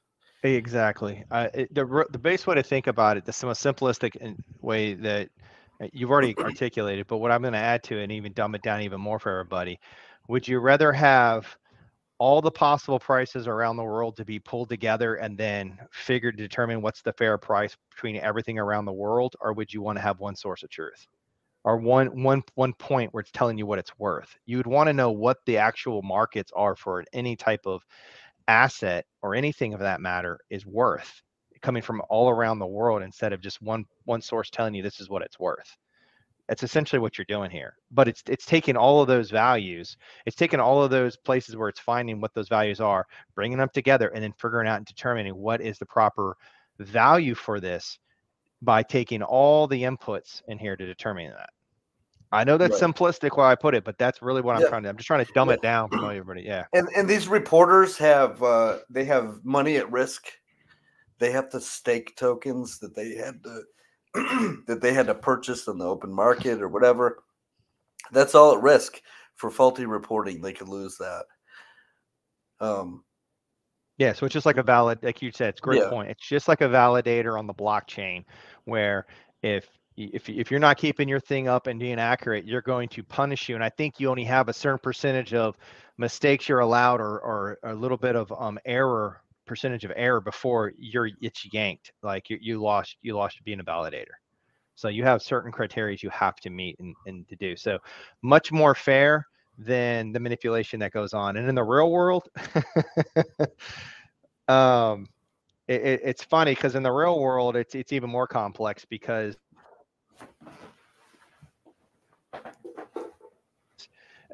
so there's a lot of other factors that go into it as well. All right, so I don't want to dive too much in this, but I'm glad you brought that up. And that was fantastic to touch on. I don't know if we were going to touch on it or not. So, so here's the interface. We talked about just about everything you need to know about here at this point.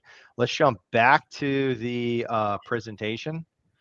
Let me bring that back up here.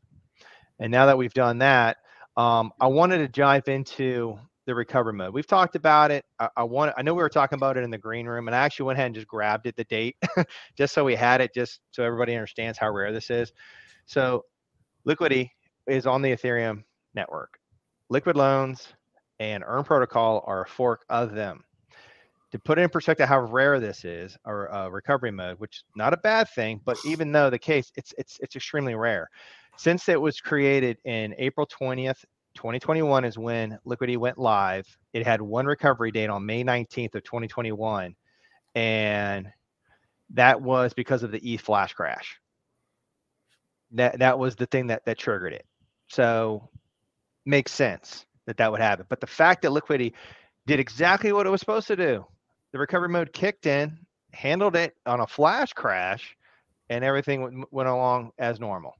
So I actually love the idea that it's happened, because it kind of puts that rest to bed. Well, what happens? It's irrelevant. It's happened. It's done. And they're using a battle tested code. So that's what I like about it too. We already talked about it. The volts under 150, you get liquidated. You'll have 110% liquidated, and you'll get the rest of the, say, up to 49% left, or I'm sorry, 39% left would be moved to another vault, where then you could pull that value out. Right. And remember, you've got that value that out of that 110%, like 100 of that you've got in stable coins already, right? So yep, you've, again, 10%. You paid a 10% fee because you didn't keep yourself above 150 in a time where the system went into recovery mode. And even then, you would still have to be at the bottom of that, of all the vaults, because it's only going to liquidate from the bottom up until the system's back out of recovery mode, right? So, like, are you the random guy who got liquidated? Like, or, oh, okay, 5 vaults were liquidated, you weren't one of them that was liquidated, the system's back out of recovery mode, right? So just keep all this in mind. The most you can ever lose in the riskiest of all events, and it's your decision to place yourself at these various collateral hells, the most you're going to lose is 10% of what you minted. Now, to go back to what you're saying, Jesse, so if I take the vault out and I create a vault and I extract that stable, and I extract the value out, and I can, if I go below 110%, I'm trying to explain this to the audience. So if it goes down 110%, I get liquidated and I lose everything there, but I've already extracted out at least the most I could have extracted was that 90%.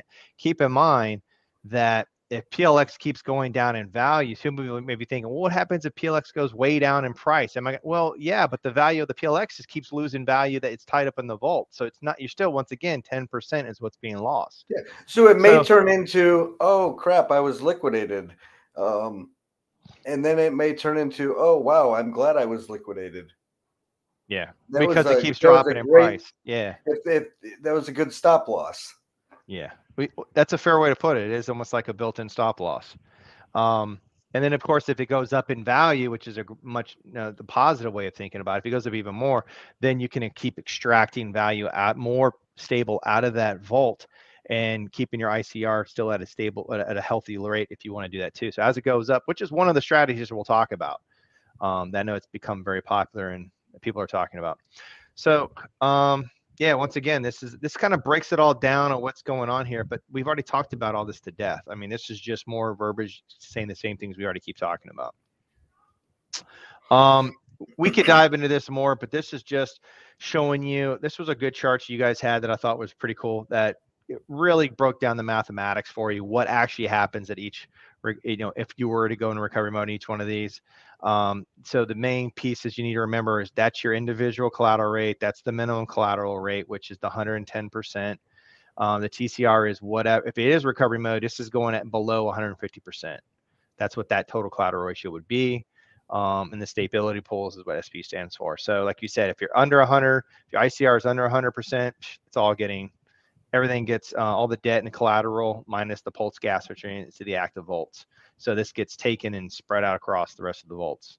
And then it just kind of tells you what happens on each of these cases.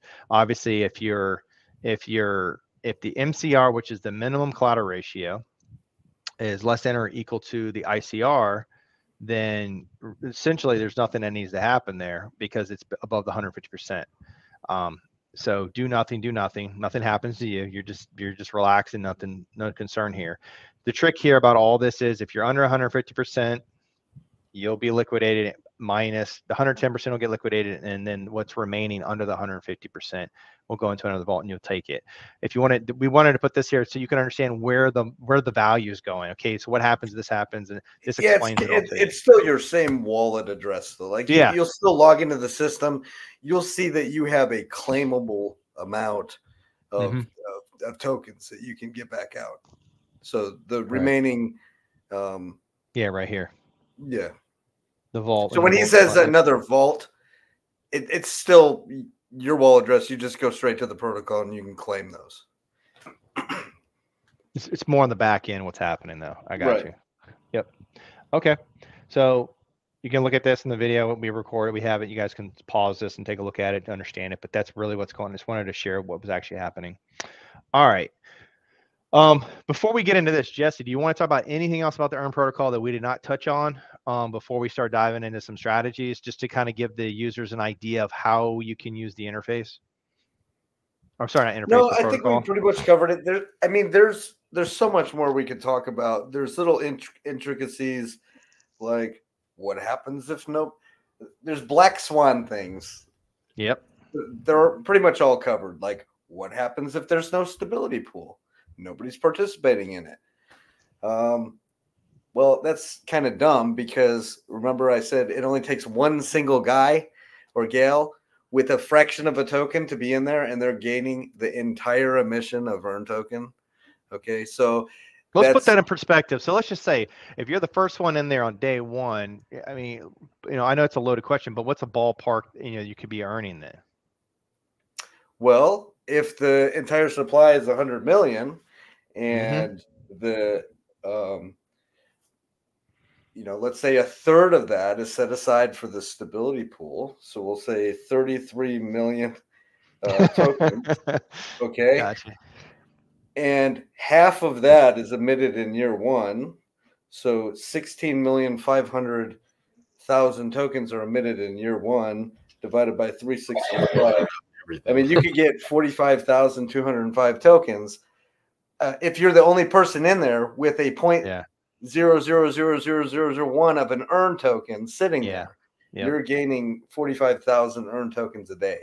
So is it safe? So is it safe to say the day one this thing launches, you should be jumping into the? I know it's non-financial advice. I get that, but if you wanted to try to earn the most, it's the first come first serve, right? That's basically how it goes. Yeah, it's always going to be first come first serve. Yep. So you want to be one of the first people to get in there. But there's other places, by the way. There are other places to get Earn tokens. Okay. There may be community members that already have some immediately on day one. There may be there will be liquidity providers where if you're liquidity providing, you can take your LP token, bring it back into earn.powercity.io and stake those, and now you're getting some Earn tokens because if you stake PXDC, liquidity provide with it, so pair it against Pulse, for example, on PulseX, bring that LP token back, stake that in Earn protocol, now you're getting some of the emissions of Earn token. So I wanted to ask you about that because I know Liquid Loans for the first 45 days is going to have an LP that comes out on day one. We have the same thing. Okay. All right. That's what I was going at. Okay. But hold on, the simultaneous or in conjunction, ours ends and then the other begins. There's also going to be pools on PHUX that are incentivized through that system as well. All right, for the rest of eternity. All right, that's great information there. That's really good nuggets there. On the LP, I noticed how. So I get why when Liquid Loans does it, they did the Pulse and the USDL pair, I believe, right? Aren't they doing that? They doing that pair, and then you guys are going to do, the Pulse in PXDC pair. I would have thought you guys would have done PLX with the PXDC PulseX.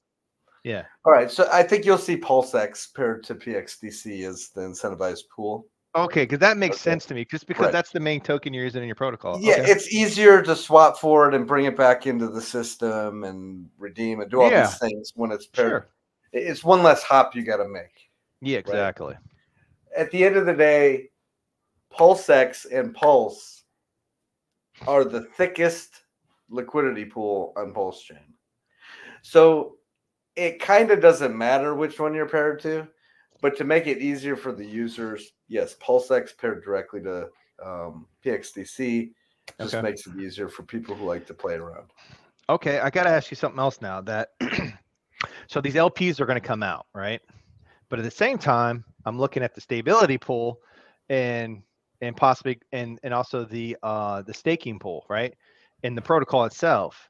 This is a loaded question, and I don't know if you can answer this or not, but which one do you think is going to have the higher percentage APR, the LP, the actual LP on PulseX, or the stability pool in the protocol? It's super interesting to think about because the only way to get those additional earn tokens are if you've minted PXDC, which only come into existence by people creating a vault and paying a fee.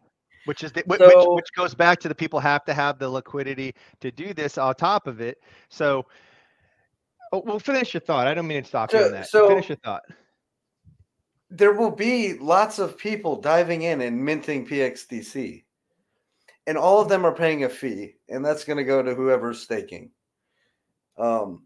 But those people minting are trying to dive into the stability pool so that they can get their earn tokens, right? So it's there's no telling which one will do better.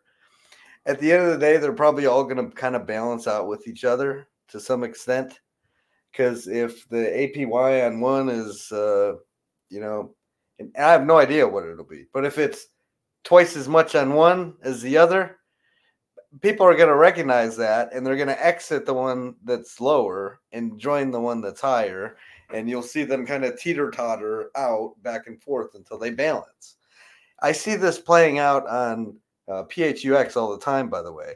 There's various pools, such as the two main stablecoin pools, that really bounce back and forth with each other quite a bit, sort of.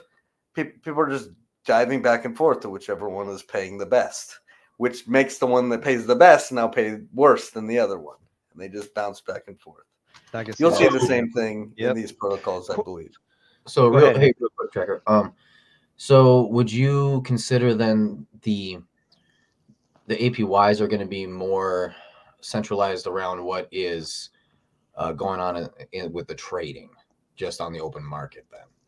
Because if I go to the open market and I buy up a whole bunch of earn, and then I throw that into the Well, I don't know how much earn is going to be on the open market. I don't think there's going to be a whole lot out there unless people are just going to dump it right out of the gate. We have never said anything about us even creating a liquidity pool for earn or incentivizing earn. You may not see any liquidity pool. The community may see their own opportunity and create liquidity pools. Because like you can earn them by being a stability provider. You can stake them as intended for the fees. If you choose to go sell them, well, you might want to go find some liquidity providers to help you out with some exit liquidity. But there's nothing saying that there's going to be any pools ready for you. That token exists so that it can be staked for the fees. And so you might not find it on the open market. Now, what that'll cause you to do also, because it's so rare and not on the open market, is get your hands on your own from the stability pool. And that's right off the bat, like really early. And then, so then the other idea pops in. Well, I suppose that's the same idea. But what if you go and buy your own PXDC then, right? Yeah, and you're welcome to do that. And actually, there's some cool strategies. But keep that on mind now. You can't get PXDC most likely on day one, or it's going to be hard to get because the only way it's getting generated is who's creating a vault. Right? Correct. But that being said, there's an emission to the liquidity providers, and all it takes is one single liquidity provider with a fraction of a tiny bit of liquidity to earn the entire emission of earn tokens that's going to the liquidity providers. Right. So to ever assume that there's not going to be liquidity, that's also a little funny, because everyone's going to see, oh, wow, that one guy over there is making, 50,000% APY on his fraction of a token he has in there. And everyone dives in and participates and starts adding liquidity. It's a great. That's kind of how that mechanism works. And those numbers are not, who knows what they'll actually be, but that's kind of just how it works. So yes, you should be able to, after the system spools up and people figure out what's going on, you should be able to find some liquidity fairly quickly, within a day or two. Yeah. Well, there's a lot happening in that first day, though. That's the thing. Yeah, it's not. No. I mean, like even maybe into the first week, it might be difficult, right? But what I'm looking no. at, I'm saying that first day. And the stable coin, by the way, will be. It may be a little volatile. Of course. On the first week, because absolutely, there will be people like you who are like, oh, sweet, there's $1,000 worth of liquidity. Let me go buy some. And you buy $100 worth, and you just drove the price up, 20% or 30%. So now, and then other people, so it will be a little bit volatile. Redemptions are literally turned off for the first 2 weeks. Okay, that's a good point. I was going to ask you, because I know that was turned off also on liquid loans too. Yes. Yeah, that's just how it works, to prevent people from taking advantage of this volatility in the first week or two. Yep. And just like redeeming against all the vaults, because they scooped up PXDC at a big discount or something. So it just prevents that and gives the system time for people to start building up that stability pool and the liquidity pools. Let me go back to this view. So question. So the stability pool, you'll earn in PLX if and this is possible, what you'll be earning. You'll be constantly earning, and if you stake, you'll be earning PXDC. And then the PulseX comes into these when there's I know liquid, this is the fees that are coming in here, and then the liquidations will come into here for the stability pool, correct? Correct. Okay. Fees in the staking pool, liquidations in the stability pool. All right, cool. Perfect. Now, this is what you're earning on these two, the staking and the pool, stability pool. What are you earning? Are you going to earn if you do the LP farming, the LPs when they come out? What are you earning? Okay, so it's going to be earned. All right, I just wanted to make sure that. Yeah, unless you're in a PHUX pool, and then you're earning PHUX token. Okay, what the heck is the P? Oh, what is that one? Oh, that's that's theirs. I got you. Yeah. Gotcha. That's their incentive token. Understood. Right. All it's the whole balancer fork thing. That's I would rather stay personally, in my own personal opinion, I'd rather stay within the actual ecosystem instead of adding another complexity to the layer. But to each their own. Well, I get it. There's benefit to being involved in a balancer fork, right? The stablecoin rates are very, very good. The algorithms for the rates on stablecoins are tremendous on Balancer. Mm-hmm.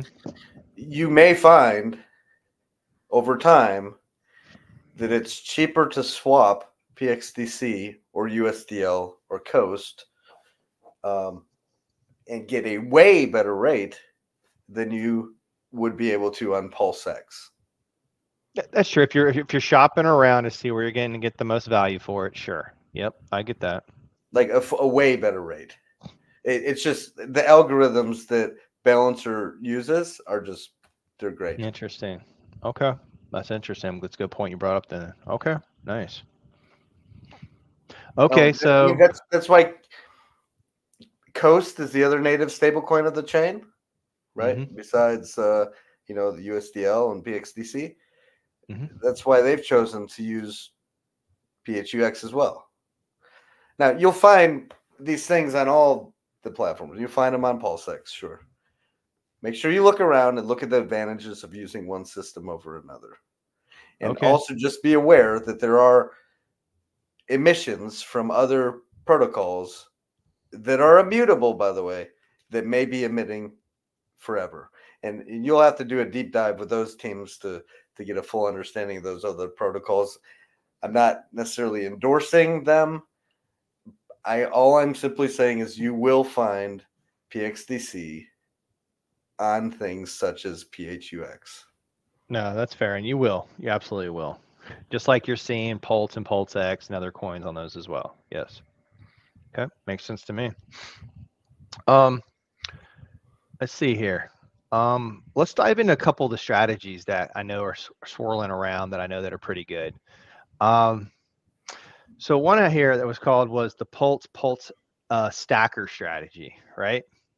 So what you're doing here, I mean, you can read all this stuff on your own here, but really what I like, the simplicity of here it is where you're going to deposit PLX into the vault, just like we've talked about, mint PXDC, and then you're going to determine the collateral ratio. Let's say you do it 1,000%. So your ICR is going to be really high, okay? You're looking pretty good. And what's nice about that is PLX can actually drop 89% in value, and you're still going to be okay from not getting liquidated. So you're safe there if you just want to keep doing this route. This is definitely a very conservative strategy. Right. And then you'll mint the PXDC, swap it on the Pulse or any DEX or wherever you want to go. Heck, you could even take this PXDC and you can go in there and you could go to the redemption and get more PLX. None of this is financial advice, right? No, nothing in this is financial advice. Yeah, but I do want to say something. And this is my personal opinion. Yep. This is not financial advice. In 89, let's pretend that you are, quote, safe because you sustained an 89% drop and you were not liquidated. You're still down 89%. Oh, yeah. Don't get me wrong. Well, it's even worse. So is that safe? Well, hold on. It's even worse than that. No, Jesse, it's even worse than that. We're already down pretty good. If PLX goes down another 89% from this point, man, we're really bad. That means the overall system is in pretty bad shape. Not just that, but all the Pulse chain. Like we're really doing at this point right now, it'd be bad. After the bull run, after maybe about a year or so, we get then okay, I could see that.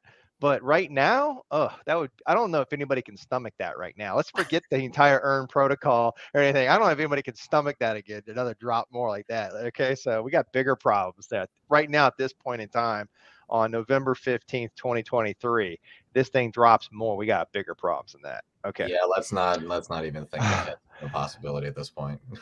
that's too much, man. So I can understand the strategy for someone who wanted. All right, so for just for argument's sake, you do this. Then you take that PXDC and you swap it, or you can redeem it. You could do whatever how you want to do it, but you want to get it back into PLX. Then you deposit it back into the vault to increase your position. And if the price of the PLX rises, more, then once it rises up another where your ICR goes up to 110%, you're extracting. So you're constantly trying to keep it level. Now, you could use the same concept. Let's say you push it down to only 250% ICR, right? The whole point of this entire strategy is you're just simply pulling out the value as it's going up in price. Your ICR is going up. You're extracting out the PXDC out of your vault and then swapping that into PLX and then using that to go back into the vault, thus pushing the ICR percentage up. So that's really, all you're doing is just this strategy.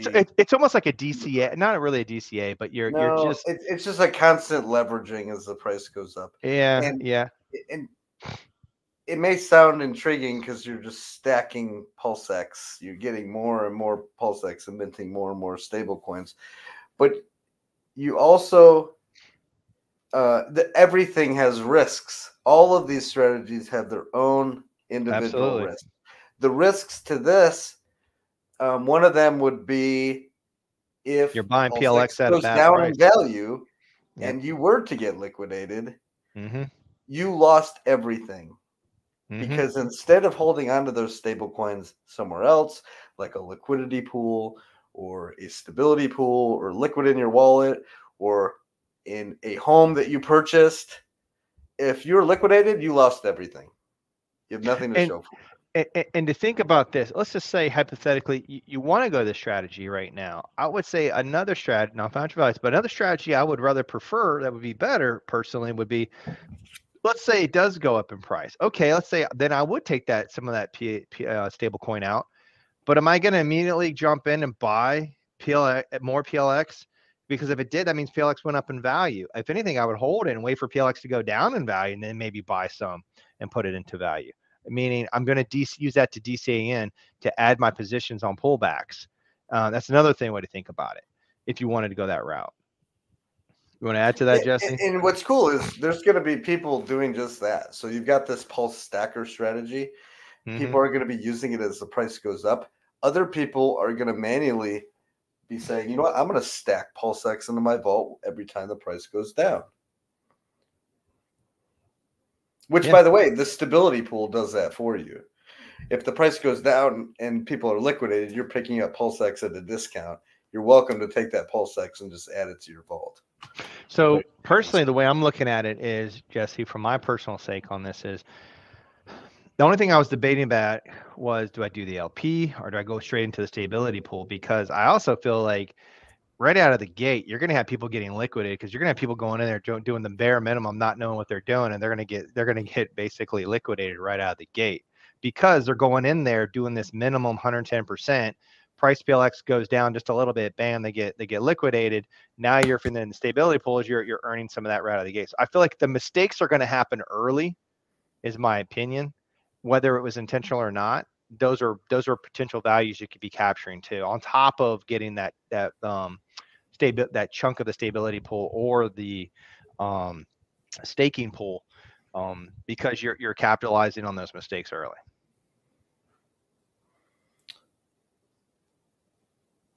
All right, mailbox strategy.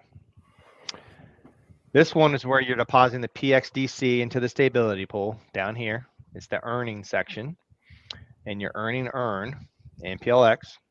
Claim your earn, stake 50% of it, retain the other 50%, do whatever you see fit, and then after the earn has been staked, you claim the stake pool rewards, right?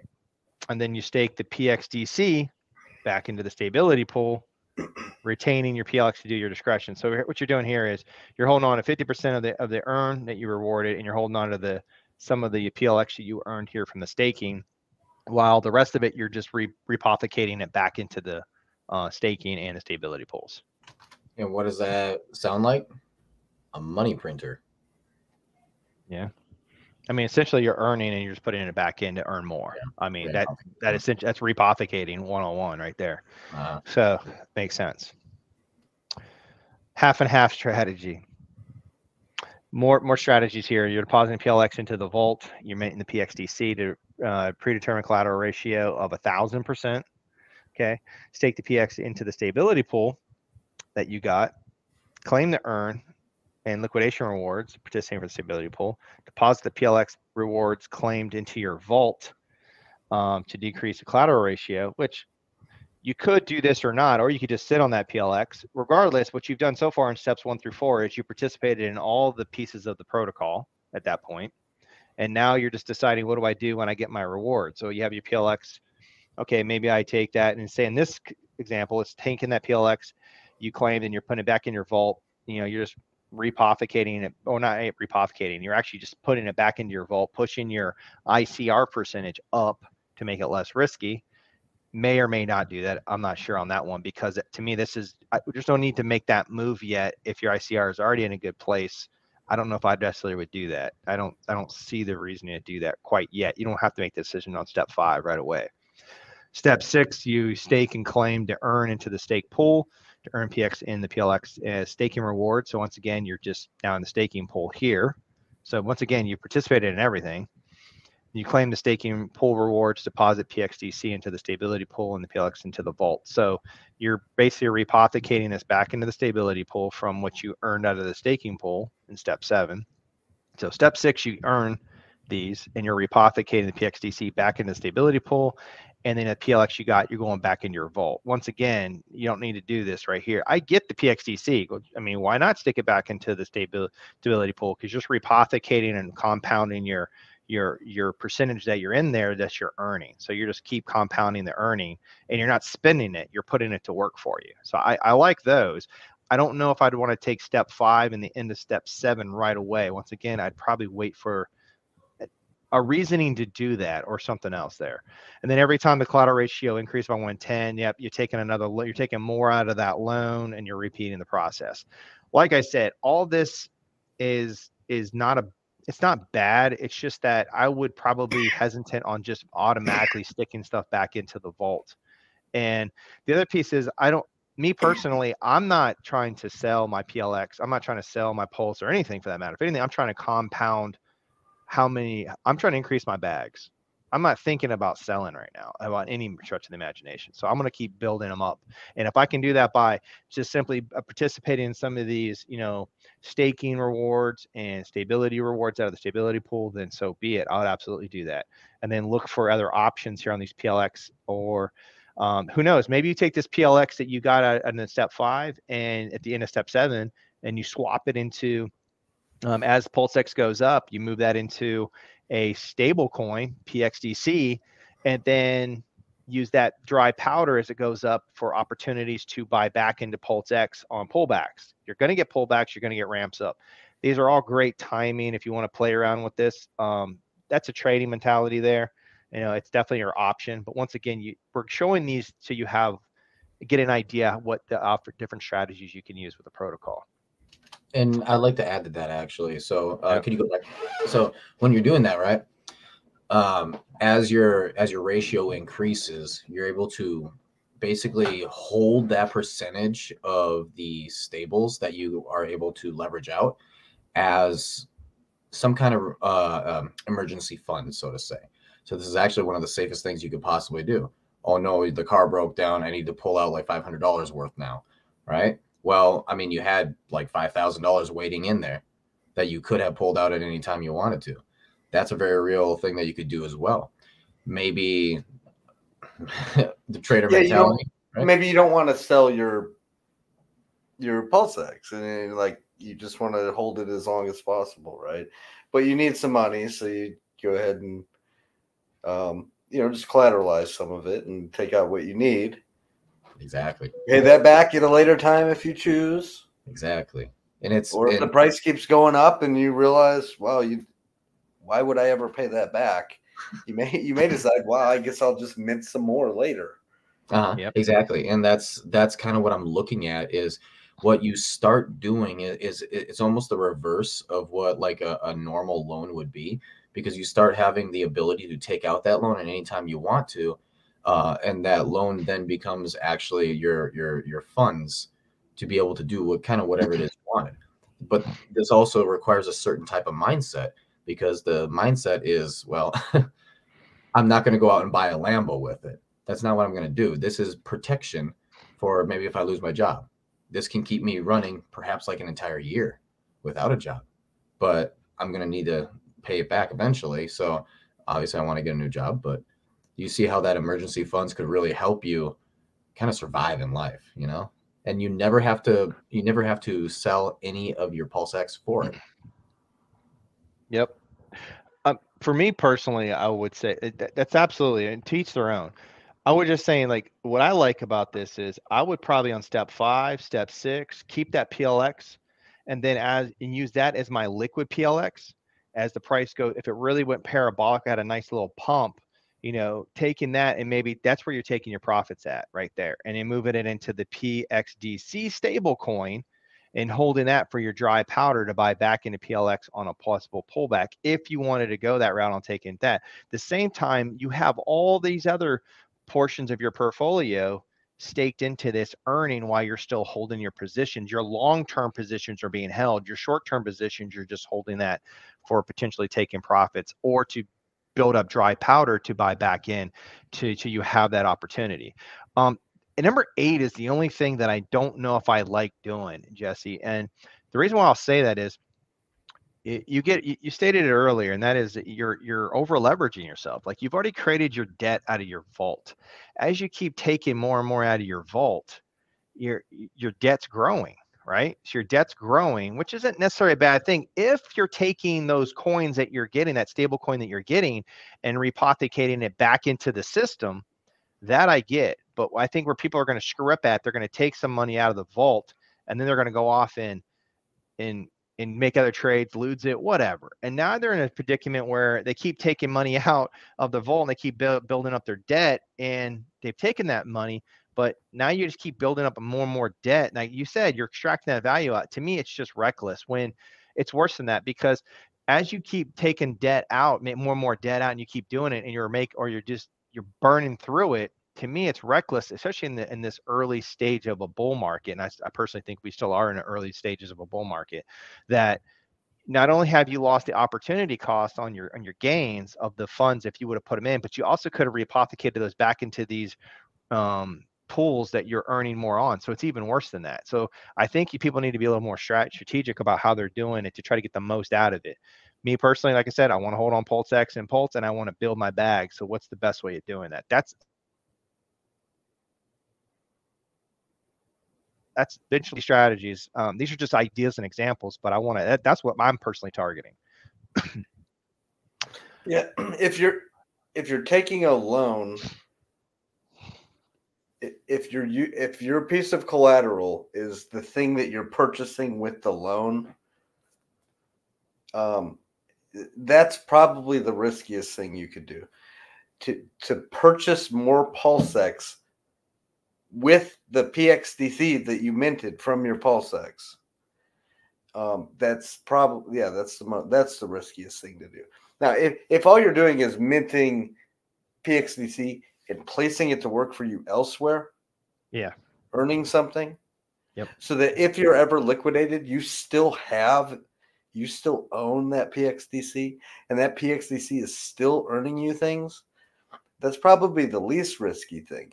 But if you're taking your PXDC and you're just buying more PulseX with it and dropping that into your vault, and you're liquidated, and now you have nothing left to show for it, you're going to be kicking yourself in the butt.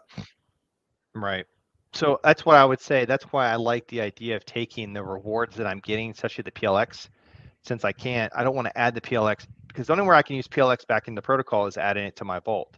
Me personally, I don't want to add it back into my vault. I want to take my PLX and maybe hold that, and as price goes up, then take my lock in some on a run up, take that and move it back into the stability pool, get the stable coin, and then take the stable coins and go back into the stability pool and that. So I'm capitalizing on my PLX when I want to take profits from PLX and move it into PXDC, then taking that PXDC and going back into the stability, then adding it to my stability pools or my staking pools is what I'm getting at. So that you're doing that. And the other part of it is, let's say as I'm building that up, I've built up more dollar values that are making me money there, right?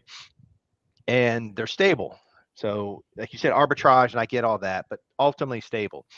Then all of a sudden PLX has a drop in value. I can go in there and extract my PXDC out of these stability pools as dry powder that's been earning me money, and then jump in now, buy PLX on a pullback.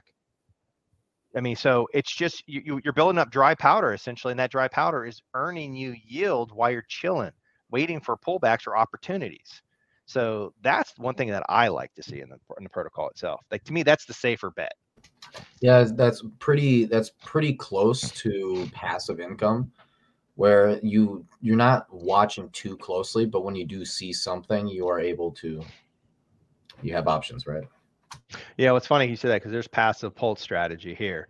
And this one, you're acquiring the earn from the earn staking pool, and then you're claiming that, and you're claiming the staking rewards from PXDC by putting that earn in here, right? So you're getting both of these.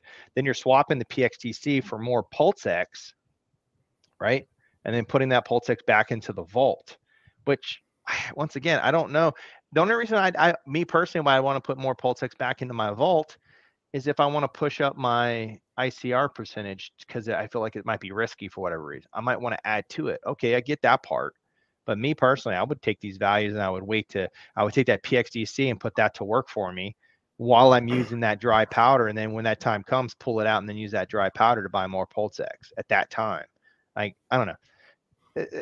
Teach their own. We're just going to try to bring out some strategies here, but I think that was pretty much most of the strategies. There's tons of strategies out there, guys. There's actually sites I've been to that show a lot of different, opportunities of how to build these out. Ultimately, the most important part about this entire presentation is we hope you really understand the EARN protocol and what you can do with this system now. Now that it's just like any tool. Now you know how this tool works. How do you want to use the tool? And nobody can answer that but you. So that's the good thing in there. Also wanted to give out some good references out here that I got a lot of information from. So the EARN protocol, that's the earnpowercity.io. A lot of great information there. It's kind of very like a white paper as well. Then they have their white papers, and then they've got YouTube videos out here in various locations where you can watch some of their media they have out there. It's actually really good YouTube videos on some of it. And I took some of that information. Everything that I used in here, outside of stuff that I personally created, was taken from these locations from the EARN team. So I appreciate that information. Jesse, what do you want to add, if anything? We've been beating this up for over 2 hours now. I think we beat it up pretty good. I think we touched on just about everything. You want to add anything else to it? Yes, stable coins are essential to any blockchain. It's important to have more than one stable coin on a chain. In my opinion, there's lots of reasons for that we can discuss at a later date. But you can't have a good and thriving blockchain without lots of different financial products that people can do things with. Pulse chain was never supposed to be a one token chain. The idea was to get as many people over to it as possible, playing with their free copies and the things that they like to do. And, you know, the things that people like to stick around in for a long time are typically the immutable, trustless, DeFi type protocols. That's why literally on ETH, those protocols absorb and gain the most total value locked out of anything. The Curves, Convex, Balancer, Aave, Liquidity, Maker, all these things have billions upon billions upon billions of dollars locked into them because they're financial products that replace banks. We want those same things on Pulse Chain, right? So that's why we're doing this. That's why EARN exists. That's why Liquid Loans exist. That's why PHUX exists. Coast exists, is so we can have these products on chain. We hope that you all check it out. Go to earn.powercity.io. Come join us in Telegram. Ask whatever questions you'd like. And as soon as Fetch gets launched, you'll see these things start to pop up on the chain relatively quickly right after that.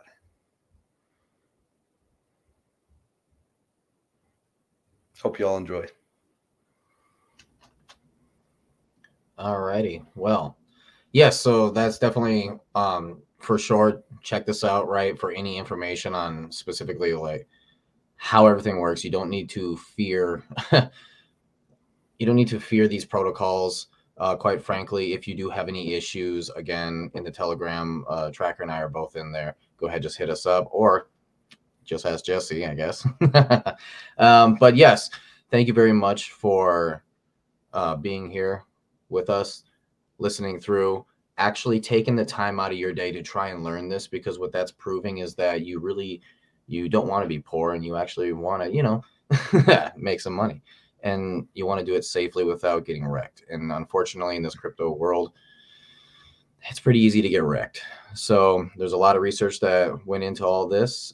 There's a lot of details in it as well. And later on, we actually will be making a specific video that will be more specified towards our opinions on strategies. So look forward to that one, or go look for it. And yeah, guys, I hope you have yourselves an amazing day. Tracker, you got anything you need to add? No, just that, I mean, I hope everyone's getting value out of these videos we're doing. The founders have put a lot of work into it, a lot of their own capital money into these protocols. These aren't simple little projects, okay, guys? These aren't just some meme coin somebody slapping together and sticking them out there and doing a trade. Tons of effort and time, years of planning, programming, coding. Hell, I mean, myself, I'm spending somewhere around, I don't know, a week's worth of trying to dive into and understand it all myself. It made it easier going the first time with liquid loans. Now going into this one, since they're very similar, it helped me, speed up that process for Earn protocol. But it takes time to understand this, and I hope you guys understand how much goes into each of these presentations. A lot of stuff goes into this, and I'm just fortunate enough to have somebody from the actual teams here to dive into it to really justify what we're trying to do, because we want this content not just to be content we're putting out, but also hopefully content from an unbiased entity reviewing this information with the actual founders, so that it can help market their products too, because we think these are solid products. We're going to invest our own money into these things. We did not get anything at all for doing this. We're not really rewarded on any of this. We're simply learning these systems, and we're recording them and sharing our thoughts as we go through these. And that's pretty much what I'll close on. Appreciate it. All right. Any last words there, Jesse? Come check us out. PowerCity.io. See you there. Thanks, guys. Perfect. Alrighty, well, just one last little clip for me. Go ahead, join our Telegram. We're in there discussing things like this with the protocols that are absolutely amazing. And yeah, it's going to be in the description down below. The entire Telegram is all about helping anybody who is scared of anything that might pop up. So just go ahead and check her out, and I'll see you next time.